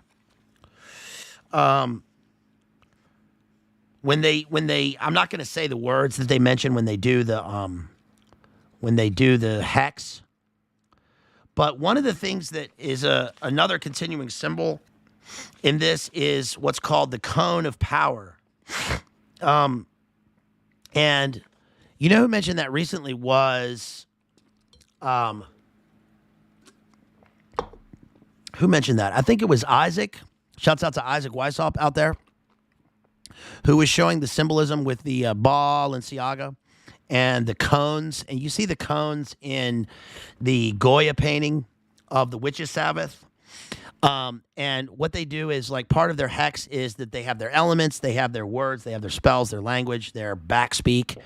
And they also have what's called a cone of power, which is essentially like you've seen the cones that they use in Santa de Semana, right, in Holy Week in Spain, but this is kind of a reversal, and I almost think of it as a pyramidal image, a pyramidal physical image to concentrate their power and to carry their hex. It was either Isaac or Chiller Queen. Shouts out to Chiller Queen podcast out there. I think she made mention of it too. The cones of power. Page 200. For witches far above all adepts this is important. So page 200, it talks about This ties into the theme of Clyde. Shouts out to Toledo for that $6 PayPal super chat. Appreciate you out there, Toledo. Love you so much. Thank you, everybody out there, for supporting me. I love y'all. And one thing, so it ties into the knot that he makes, right, with the noose, through which he kills himself. But also, this says on page 200, for witches are above all adepts of the knot, the aiguillette, for which they promote enamorments and alliances, barrenness in women or cattle, impotence in men, and discontent within marriages. Of course, witches are adepts of the knot because it's knotted up. This reminds me of the Gordian knot, right? They got the Gordian knot and they can't untie it, and then Alexandra walks up and just slices right through it. But these witches tie up relationships and people and thoughts in these unknottable knots. With knots, they torment the innocent and entangle the future. It talks about them killing animals just because they will them so. Page 210, there's something about, there's an allusion to Emily Dickinson. This is Emily Dickinson territory, he mentions, because this is the same place that, okay, let me just read it. It says, Eastwick, Phantoms in the Communal Mind. One credited to Jane Smart's angry dark brow as she slammed herself into the old moss green Plymouth Valiant with its worn door latch. A certain distinction and inner boiling, such as had in other cloistral towns, produced Emily Dickinson's verses and Emily Bronte's inspired novel. Of course, we've covered Emily Bronte. We've done Wuthering Heights. We've done the Bronte sisters. We did Jane Eyre. We did Wide Sargasso Sea, right? The take on Jane Eyre prequel. And we haven't covered Emily Dickinson here. Perhaps we should in the future. Zero to the Bone, right? The women returned to Lowe's, paid bills, and in the Armenian's hardware store tried, like everybody else, to describe with finger sketches in the air the peculiar thingamajig he needed to repair a decaying home to combat entropy. But we all knew there was something else about them, something as monstrous and obscene as what went on in the bedroom of even the assistant, this guy and his wife, who both looked so blinky and tame as they sat in the bleachers chaperoning a record hop or a dance with its blood-curdling throbbing. Okay, we all dream and we all stand aghast at the mouth of the caves of our deaths. And this is our way into the netherworld. Before plumbing in the old outhouses in winter, I can't read that part. But it says the platonic forms of perfume bottles and nylon nightgowns and Rolls-Royce fenders. Perhaps in the passageways of our dreams we meet more than we know, one white lamplit face astonished by another. The witches are obsessed with excrement. They use that for their spells. They use anything that, the way that they hex the woman is they have to get bits of her essence, like of her body, so they can, like it said earlier, it's like about rearranging the molecules, but they get like toenails and hair, and if they can, then they'll get blood, especially specific kinds of blood, or excretia. And then it's basically comparing the way that they think about people to those things. Certainly the fact of witchcraft hung in the consciousness of Eastwick, a lump, a cloudy density generated by 1,000 translucent overlays, a sort of heavenly body. It was rarely breathed of, and though dreadful, offered the consolation of completeness, of rounding out the picture like the gas mains underneath Oak Street and the television aerials scraping Kojak and Pepsi commercials out of the sky. Kojak, who loves you, baby? America's apple pie. She was a hooker. Remember the Norm joke? Kojak. It had the uncertain outlines of something seen through a shower door and was viscid, slow to evaporate. For years after the events, gropingly and even reluctantly related here, the rumor of witchcraft stained the corner of Rhode Island, so that a prickliness of embarrassment and unease entered the atmosphere with the most innocent mention of Eastwick. So it's interesting. Yeah, they are nasty, y'all. It's Mama's apple pie. Mama's apple pie, 4th of July. She was a hooker. Shouts out to our homeboy out there, the real John Connor, our homeboy. Shouts out to TH, who loves you, baby. So what this is saying here is that, shouts out to our homegirl, slow boy, whiteboard, Kristen. So what this is saying is basically that this is interesting because this comes at the tail end of the Maleficia section, page 210, right before section 3, guilt, the third part of the triptych, the hellscape of this three-part book. Obviously supposed to tie in with the three Wyrd sisters here. Wyrd, meaning fate, W-Y-R-D, Old English, Anglo-Saxon, Wyrd. The three witches, the three Macbethian witches.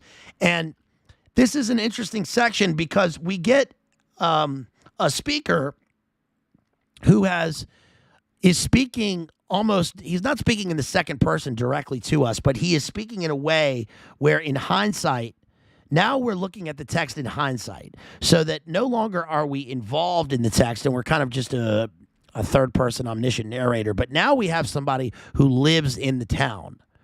Right, it's almost like a chronicle of events. So it's a slightly different perspective here because it's also offering judgment on what we're seeing here, and it's also showing us that the people in the town are aware that there are shenanigans. They know that there is witchcraft afoot. Even later on, when they meet in the church in the Unitarian church, before the Gnostic sermon of Daryl Van Horn, who is Lucifer, and gets up and gives this obscene anti-sermon, the people are gathering and they're saying there's witchcraft here. They know it's happening. There have been too many events. There's been too much weird stuff that's happening. People are finding their animals dead. People are dying in weird circumstances. But this plays on the way that people in society now everywhere, right, see these things, and they're assaulted by the empirical knowledge that they see and hear every day, and yet they refuse to read meaning into it or look to any symbolism or see any sort of metaphysical purpose behind what's happening until eventually it spills over and they know that something is wrong here. Because that also ties into the whole history of why they're there. Remember, it talked about Rhode Island is this place where the street signs, the most famous Rhode Island street sign is the one with arrows pointing either way. So they're in kind of a no man's land. They're in a wasteland. They're in an inner zone between life and death where these witches are able to manipulate people. Shouts out to Rachel, Based Homeschool Mom out there. Love you, Rachel. Can't wait to be on your stream this week, y'all. We got a big stream. Our friend Jerry and I are going to be over there with Rachel Wilson, Based Homeschool Mama, our friend, covering Team America. Fuck yeah. So it's going to be a lot of fun. Shouts out to BPF out there also. Love you, BPF and the Crucible crew. Shouts out to all of our friends out there. All right, so guilt, the third section, guilt. The epigraph runs, recall the famous witch trials. The most acute and humane judges were in no doubt as to the guilt of the accused. The witches themselves did not doubt it, and yet there was no guilt, says Friedrich Nietzsche in 1887. We did our whole stream, way back, not way back, it's not that long ago, but way back in the life of this channel with our homegirl, Rachel, Based Homeschool Mama, talking about The Crucible, the play by Arthur Miller, and how what's actually happening in the play is that the witches are, the ones accused as witches are witches. But they are able to manipulate the townspeople so that they end up depopping the whole town because everybody, they play into their fears and they refuse to have any sort of, they have no backbone. And the backbone they use ends up being a kind of a devil's backbone where they want to get rid of all the innocent people too.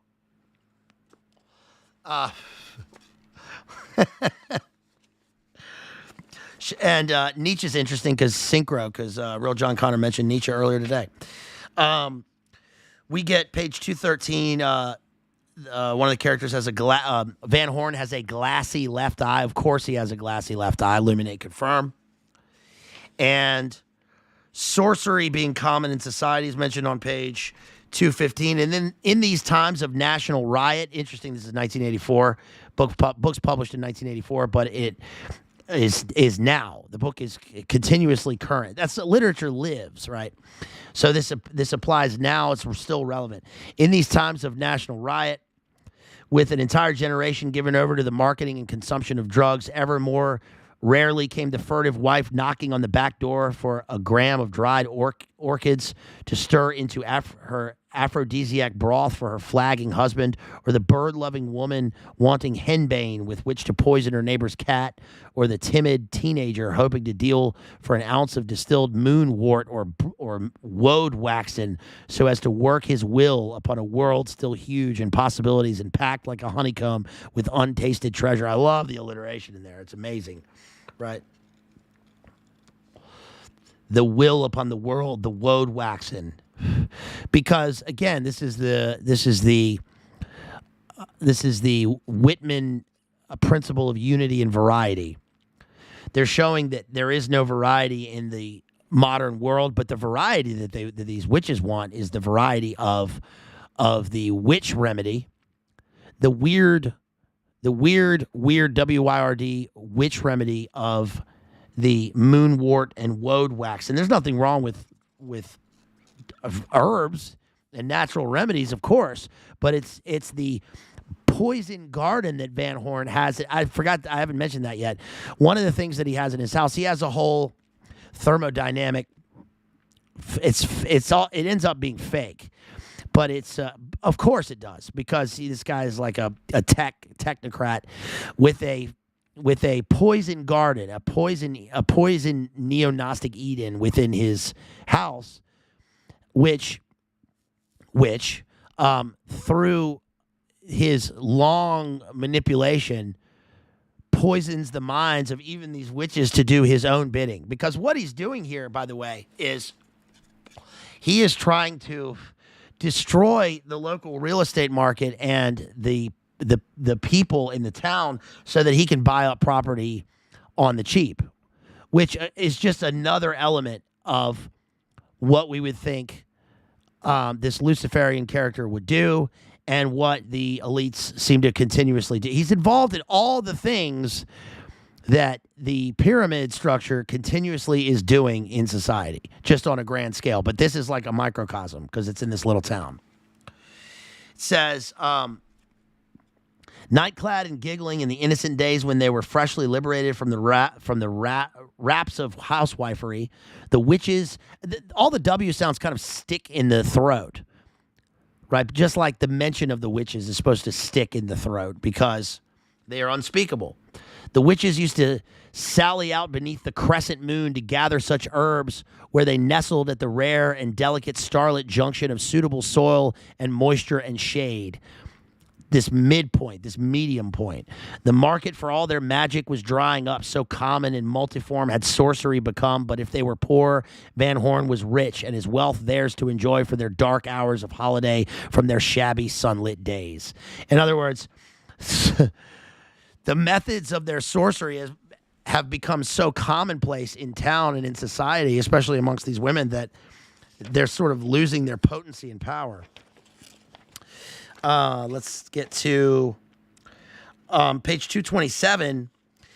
Van Horn is talking about geothermal energy, and I couldn't help but think this reminds me of that Gotthard tunnel ritual. Remember, everybody seen that? The creeps dancing around, the goat man comes out, the Baphomet, and dances with the blood people. Listen, folks, I'm not bragging, okay, but I saw this years ago. There was a goat man who came out, and he was dancing in a tunnel with Carl Schwabski standing there, and these blood women came out in their red rags, and they were all doing some kind of Baphomet dance. It was crazy. Daryl, with wide splaying gestures, was outlining another energy approach to Sookie and Jane, page 227. With geothermal, once you get the shaft dug, and why the hell not? They make tunnels 20 miles long in the Alps every day of the week. There you go. Your only problem is keeping the energy from burning up the converter. Sorry, I wrote over it here. You can't really see that. All right. Metal will melt like lead soldiers on Venus. You know what the answer is? Unbelievably simple. Stone. You got to make all your machinery, all the gearing and turbines out of stone. They can do it. They can chisel granite now as fine as they could mill steel. They can make springs out of poured cement. Would you believe particle size is what it all boils down to? Metal has it just like flint when the Bronze Age came in. This guy's like a Vulcan laboring under the volcano. That's a book we should cover, Under the Volcano. We should cover that film too. I've got it. Page 250 mentions Reynolds Wrap. Shouts out to Richmond, Virginia. Page 298, Van Horn has departed with all of his possessions, and they realized that they were taken. Page 297, Daryl, darling, please wake up. Our dear Daryl, our leader. Every time I read Daryl, I can't, it's not spelled the same because it's Darryl, but I keep thinking, have you guys seen the movie Daryl? Data Analyzing Robot Youth Life Form? I remember watching that movie when I was 6, and my friend's mom was named Daryl, and it was spelled like that. And every time I would go over to spend the night at his house, she would say hello, and I'd say, "Oh, hello, Mrs. Data Analyzing Robot Youth Life Form." She probably thought I was a Spurg or something. I don't know, but Daryl. Sorry. Daryl, darling, please wake up. Our dear Daryl, our leader, our redeemer from Eastwick Ennui. And he's taken Chris Gabriel with him. They don't bring to it the illusions that normal men do. Har, har, diable, diable, saute ici, saute là. Because our husbands planted us here, and we, like dumb daisies, just stay. All along, obviously. He married Jenny just to cinch his hold. I could kill them both, frankly. They realized that they've been taken by old Scratch. Did he leave his laboratory behind? The paint that would make solar energy? Lexa, you don't understand. There was never anything there. We imagined them. In other words, he placed all of their wants and needs and wishes in their mind because they are the most receptive to this because they're serving him. And he had this Frankenstein alchemy lab mixed with his poison garden and his thermodynamics and his jacuzzi cauldron where he had eyes wide shut parties with these ladies just so he could take everybody and everything. And he's left them empty just like they were to begin with. He couldn't create because he's Lucifer. He can't. They realized that he wasn't making anything. He was faking everything because all he can do is mimic. He can't create. Everything was just a shoddy version of everything. And so now when he, at the end of the book, he gives his, I'm not going to read his Gnostic sermon, his anti-sermon that he gives at the Unitarian Church, where he assaults them with the terror of detailed language and excretia. They realized that everything that he was supposedly making was all fake. It was all broken. And all he says in his anti-sermon is basically like, oh, look at creation, look at it, look at the way that everybody dies, and look at the way that things are made and everything breaks, right? And the seasons continuously change. And why can't, he says basically that if it had been up to him, then he could have made it where everything would have been different. This dumbass. I mean, this is the serpent, right? Who plays a part in the fall where everything, where nature turns into cycles, right? So he's all he does is rail in his own pride. And that's what Daryl Van Horn is in the book. This says, page 299, as Alexandra talked, she saw him clearer and clearer, felt him from the inside, his caverns and seams and empty places. She had projected her spirit into a place of echoing desolation. He couldn't create. He had no powers of his own. That way, all he could do was release what was already there in others. Even us. We had the coven before he came to town, and our powers such as they are, I think, she told Sookie. He wanted to be a woman, like he said, but he wasn't even that. Because we also learned that he wants to change, let's say, and be a Baphomet who changes over into the other thing and then leaves with his creeper pal at the end of the book. Last part of the book here, we get the after climactic resolution.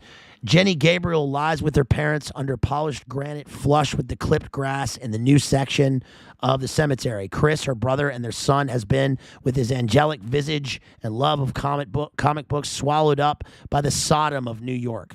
Lawyers now think that Daryl Van Horn was an assumed name, yet several patents under the name do exist. Residents at the condo have reported mysterious crackling noises from some of the painted windowsills and wasps dead of shock. It's kind of a cheap pun, right? Because he's there killing the wasps, the waspy people. And they end up, Castle Rock killing each other. The facts of the financial imbroglio lie buried in vaults and drawers of old paperwork, stilted over in even this short a span of time and of no great interest. What is of interest is what our minds retain, what our lives have given to the air. Remember, at the very beginning, we're tying it up in a nice, neat little knot, a witch's knot. The witches are gone, vanished. We were just an interval in their lives and they in ours.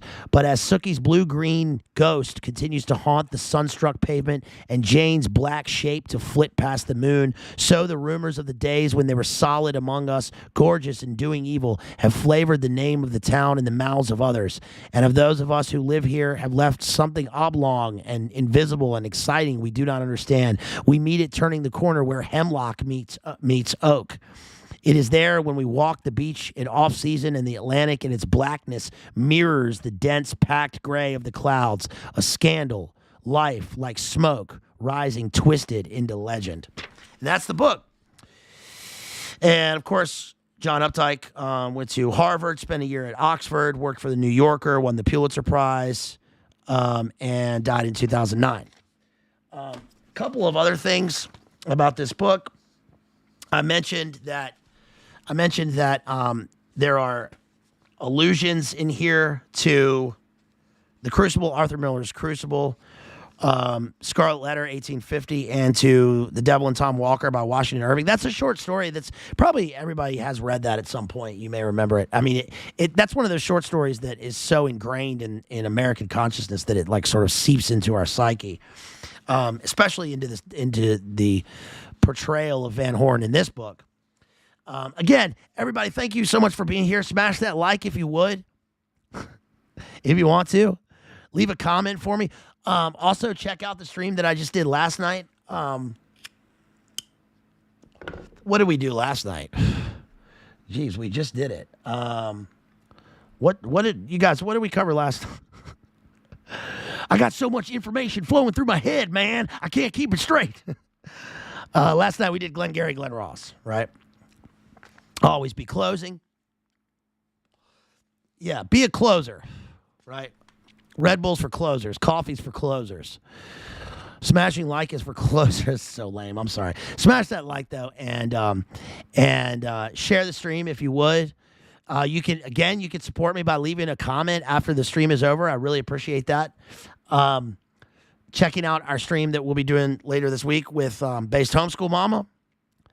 Checking out my other streams. Check out the streams that we've done that are prerequisites for this one, this postmodern work. This novel by John Updike. It's John Updike's best novel. We did, of course, we've done Paradise Lost. We've done Dr. Faustus. We've done Angel Heart. We've done a bunch of postmodern work like Cormac McCarthy, Don DeLeo, Bret Easton Ellis. We've done a lot of works dealing with the occult and this kind of imagery. You can also hit that super chat link right there. That'll get to me. And leave a comment, ask a question, about whatever. I'll read your comments. You can also drop me some PayPal, Venmo, Cash App, or you can sponsor a stream. And we did have a sponsored stream that came up. Who was that from? We got our sponsored stream that we're doing, William S. Burroughs. The William S. Burroughs stream, by the way, will be on February 5th because that is a person who's very close and special to me. That's their birthday. I won't dox them, but it's also William Burroughs' birthday, February 5th, 1914. So Jerry and I are going to we figured that'd be a good time to do the William S. Burroughs stream. We're going to do an analysis of the Yage letters. And also, I'll be talking about Literary Outlaw by Ted Morgan, the biography. I got to reread it. I've read it twice. I first read it in 11th grade. Great book, great biography. I read it in 11th grade, and then I got another copy. I got a hardback first edition copy of it, and then I got another copy at the Strand bookstore in New York. I read that in 2005, and so I got to reread it again. That'll be interesting. We'll cover some of the other works just kind of in retrospect, I guess. We'll be covering, talking about Naked Lunch and Junkie, and possibly even I've got William Burroughs' Wyrd virus here, his journals, etc. We'll be talking about all that stuff, and also the Beat Hotel where he lived in France. So that'll be cool. So yes, if you want to sponsor a stream, you can drop some fat chats. Also, let's see, our homeboy John dropped a $100 sponsor stream. So we're going to cover the Royal Tenenbaums, probably Royal Tenenbaums, Rushmore, and The Life Aquatic by Steve Zissou, right? The Wes Anderson films. We'll be doing that. Anything you want me to cover, give me some choices. And our homeboy Polsky Baginski dropped a fat chat, so we'll be doing those. And those really help me out, you guys, because, I'm sorry to go on about this, but that, I love doing this anyway, but I spend a pretty considerable amount of time working on those. And so I'll put some good energy and effort into it if that's what you want to do. So I appreciate it. And it certainly helps me to get by. It helps me to get to the McDee's dollar menu for the next week, which I really need. I really need that, guys. I need enough money to get to the McDee's dollar menu every day. Every day. Okay? I can't be living on SpaghettiOs here. This says, this is the best novel by John Updike. This is an analysis. I don't know who wrote this. There's no author's name on it here, but it's an analysis of the Witches of Eastwick. I won't read the whole thing. I'll just cover some of the bullet points here. His most dynamic and resonant, a unique blend of realism or hyper-realism, which we just discussed in Glengarry Glen Ross, turning into postmodernism, and then expressionism, satire and religious allegory. I would call it kind of an anti-satire, right? Kaiser Sose, our homeboy out there, Kaiser Sose, who was, of course, played by Creeper Kev. Weird synchro here, because Creeper Kev was the artistic director of my of the theater that my drama school was under in England, but also, what's his name? Kobayashi. Kobayashi in The Usual Suspects was played by Pete Postlethwaite, who went to my drama school, and I met twice. I met him in Oxford once, randomly at a bar, and then he came to a party at drama school. Pete Postlethwaite is great if you don't know him. He plays Friar Lawrence in Romeo and Juliet with Leo. He's the guy, Benedicti Day. He's that guy. He's also in the Name of the Father with Daniel Day-Lewis. Daniel Day-Lewis was kind of a protege of his. Pim drops $5 for a McDee's medium orange juice. For a McDee's medium Orenthal James Simpson juice is loose. Thank you so much, Pim. Appreciate that. Hawthorne introduced the Scarlet Letter by explaining that it originated somewhere between the real world and fairyland, where the capital A actual and the capital I imaginary may meet, and each imbue itself with the nature of the other. Other there I see as a pun because it is the nature of the other, as in the stranger, right? As in the other, which Daryl Van Horn is, the Luciferian character. Eastwick floats near the literal towns of Old Wick, Wickford, and Warwick, Rhode Island, the sewer of New England. The island metaphor in Rhode Island, 1, separates, liberates the characters and the author from Puritanism. 2, dissociates them from society and its morals, dissociates them from themselves. And 3, isolates them in their narcissism and associates them with Satan. And 4, while in the end offering small hope with a reference to Hope Street in Providence. The first 3 sections of the novel, The Coven, is introduced with old quotations attributing characteristics to Satan that apply as well to Daryl Van Horn, obviously, the sort of anti-hero of the story. The devil comes from New York City to Nowheresville and moves into the old Lenox place, which is an island when the tide is high. They can, I neglected to mention that they can't get to his mansion unless they go on a high tide. It's a adamantine rock surrounded by the dark mirror of the sea. The Lennox family, with enthusiasm, he refers to his place as hell. The Lennox family has a local history while also bringing to mind Lenox, Massachusetts, once the home of writers who influenced Updike, Edith Wharton, and Hawthorne, as well as Melville. Only literary place I've been in Massachusetts was on a way up to Maine to see my friend, and we stopped at Lowell, Massachusetts, to try to find Jack Kerouac's grave. That's when I was 19. 19? Yeah, 19. By the end of the 20th century, the old New England aristocracy, social and cultural, has been replaced by all that is personified in Darrell Van Horn, a hedonist with no family, no wife, no authenticity, no class, no taste, no integrity, and no morals. New England has gone to hell, and Satan takes the form most seductive to modern witches.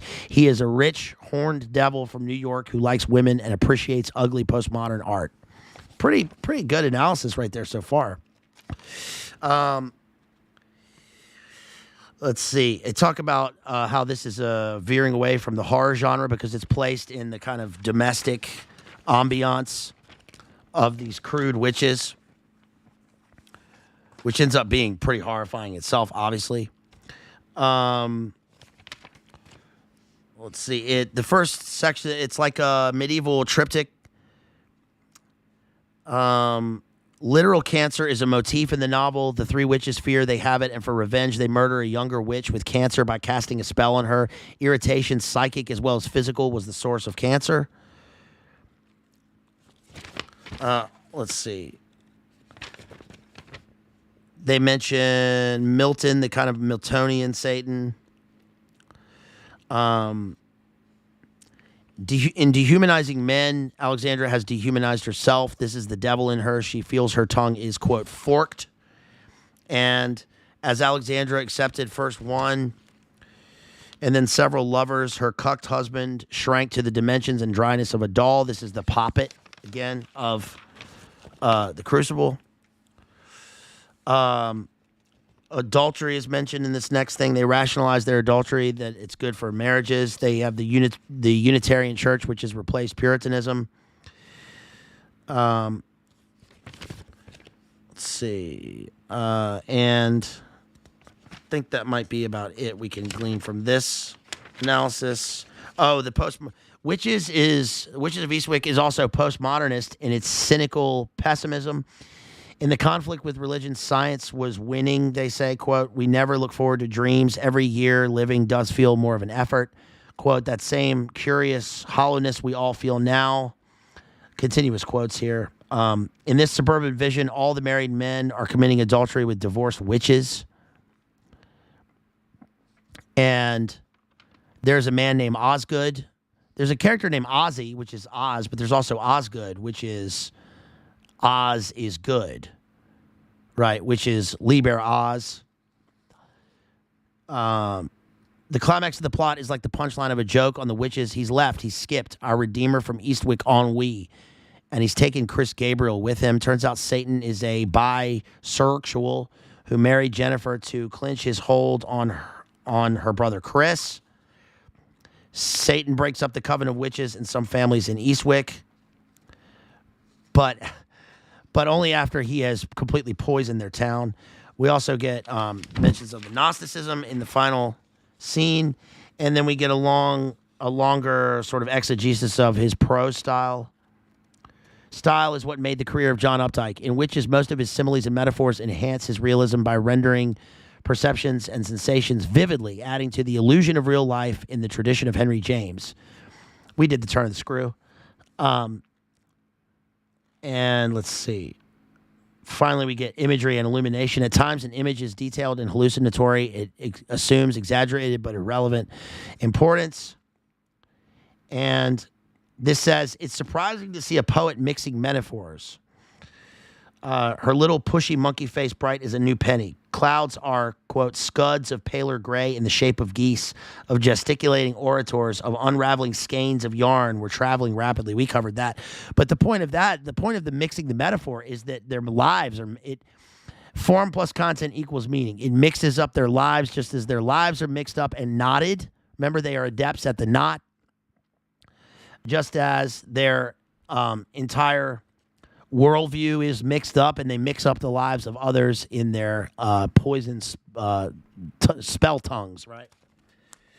I probably won't discuss it's too much. I don't think I'm going to discuss the revisiting of the Witches of Eastwick 30 years later. But there is mention of the crucible again, and the wick of the candle burning. They kind of allude to the Satanic Panic here, and how the book is kind of a sort of a middle class vision satire of the Satanic Panic. But the problem is that that's real, and what ends up happening is that it ends up being sort of a reverse meta, because the things in the book are truthful, and in the life of the world of the narrative in the book, they are real. There really is a coven, and they really are doing these things. But I get that that's part of the satire of the book, but the things are real that are happening, and they are truthful. All of the motivations are truthful, and all of the metaphysical things that they do are truthful, and they meet an eventual end. Finally, we get The Witches of Eastwick original review from 1984 by Margaret Atwood, and it talks about the Mr. Updike transposes mythology into the minor keys of small-town America, but this time he pulls it off, possibly because, like Shakespeare and Robert Louis Stevenson before him, he finds wickedness and mischief more engrossing as subjects than goodness and wisdom. It's kind of an oversimplification of Shakespeare and Robert Louis Stevenson. I would say maybe that applies to Milton. We also get the sticking pins and wax images, 17th century New England strain, kissing the devil's backside, phallus worship, kind of Baphomet imagery. We get essentially, it says, how did these middle-class, small-town, otherwise ordinary women get their witchy powers? Simple, they became husbandless in this review, she says. But this is really an extension of what Ricky Roma was talking about in his monologue in Glengarry Glen Ross, right? Embracing their will and doing whatever it is that serves them, regardless of morality. He says, if there's an absolute morality, so be it. Do whatever you want. Do what thou wilt, right? That Al Crowley shit. And that's about it. That's about it for that New York Times article. So that's about it, you guys. You people, human citizens. Thank you so much for being here with me. Let me check and see if we got any other comments here. I think I got all the super chats. Oh, let's go.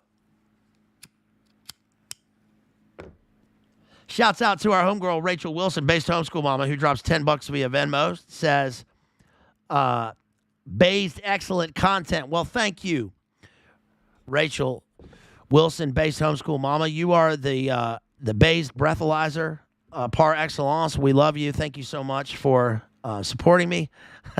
Really appreciate you. That means a lot to me. Thank you so much. Let's see. Yeah, shouts out again to Toledo for that $6. That super chat. Shouts out to Amy out there. Thank you so much, Amy, for that $20 PayPal. Really appreciate you. Thank you so much. That means so much to me. Shouts out to Jason for that $5 super chat. Really appreciate you. Jason says, for Glengarry Glen Ross episode, great stuff. God bless. Thank you so much. Really appreciate that. Shouts out again to Muncie for that $5 bruh eat. Let's see. Yeah, we did Amy. We did Toledo. Thank you so much. Shouts out to Rachel. Thomas Henderson says, did I get his? Let's see. Let's check here. Yes, shouts out to Jason again. And I don't think I got Thomas Henderson's. Did I say Thomas? Did I get Thomas's? I'm sure you sent it. It's probably just my computer my computer phone here, my computer phone device. So let me check here real quick because sometimes it doesn't show up there. Yes, there we go. Shouts out to Thomas Henderson for that $10 PayPal. Really appreciate you, homeboy. Thank you so much. Thank you. I don't know why it didn't show up on the other thing, but it showed up there. So thank you so much. So again, shouts out to Jason, Thomas, Amy, and Toledo right there on PayPal. Again, shouts out to our homeboy Polsky Baginski for that $100 super chat. And for those super chats last night. Shouts out to everybody who super chatted here on the tubes. Really appreciate y'all. I mean, that really means so much to me, and thank you, because now I can go get some McD's. So thank you so much, you guys. And yes, I do need those. I need those Skedios, big time. So thank you so much to Kristen out there, Slow Boy Whiteboard. All right, y'all, that's about it. Hope everybody has a good rest of the day or night, whenever you're watching this later, or tonight. Hope everybody has a good weekend. Again, one last time, Jerry and I will be on Rachel Wilson's inaugural stream this week, which is going to be so much fun. I can't wait for that. Hope everybody watched our homeboy, JD, doing big things, making big moves, right? Rising, shining, grinding away on Timcast last night. He was excellent, of course. Huge audience. I mean, he gets that many people watching on IW. But it was nice to see him here on the tubes, getting a huge audience. And who knows? Next stop, Rojogan, right? So everybody, I know everybody here has already seen him, of course. But go and give JD some love for that stream last night. Shouts out to all of our friends and our families out there. Appreciate y'all. I love y'all. And, of course, again, I'll be back soon with the Prestige and book and film analysis and a bunch of other stuff. We got a bunch in the works. We never stop grinding. So, peace, y'all. I love you. Keep on LIVIN. And, and go to Kristen's channel at Slowboy Whiteboard, because she's got the supercut from the Timcast last night that has only the JD parts, which is awesome. She is a warrior. So thank you so much. Appreciate y'all. Love you.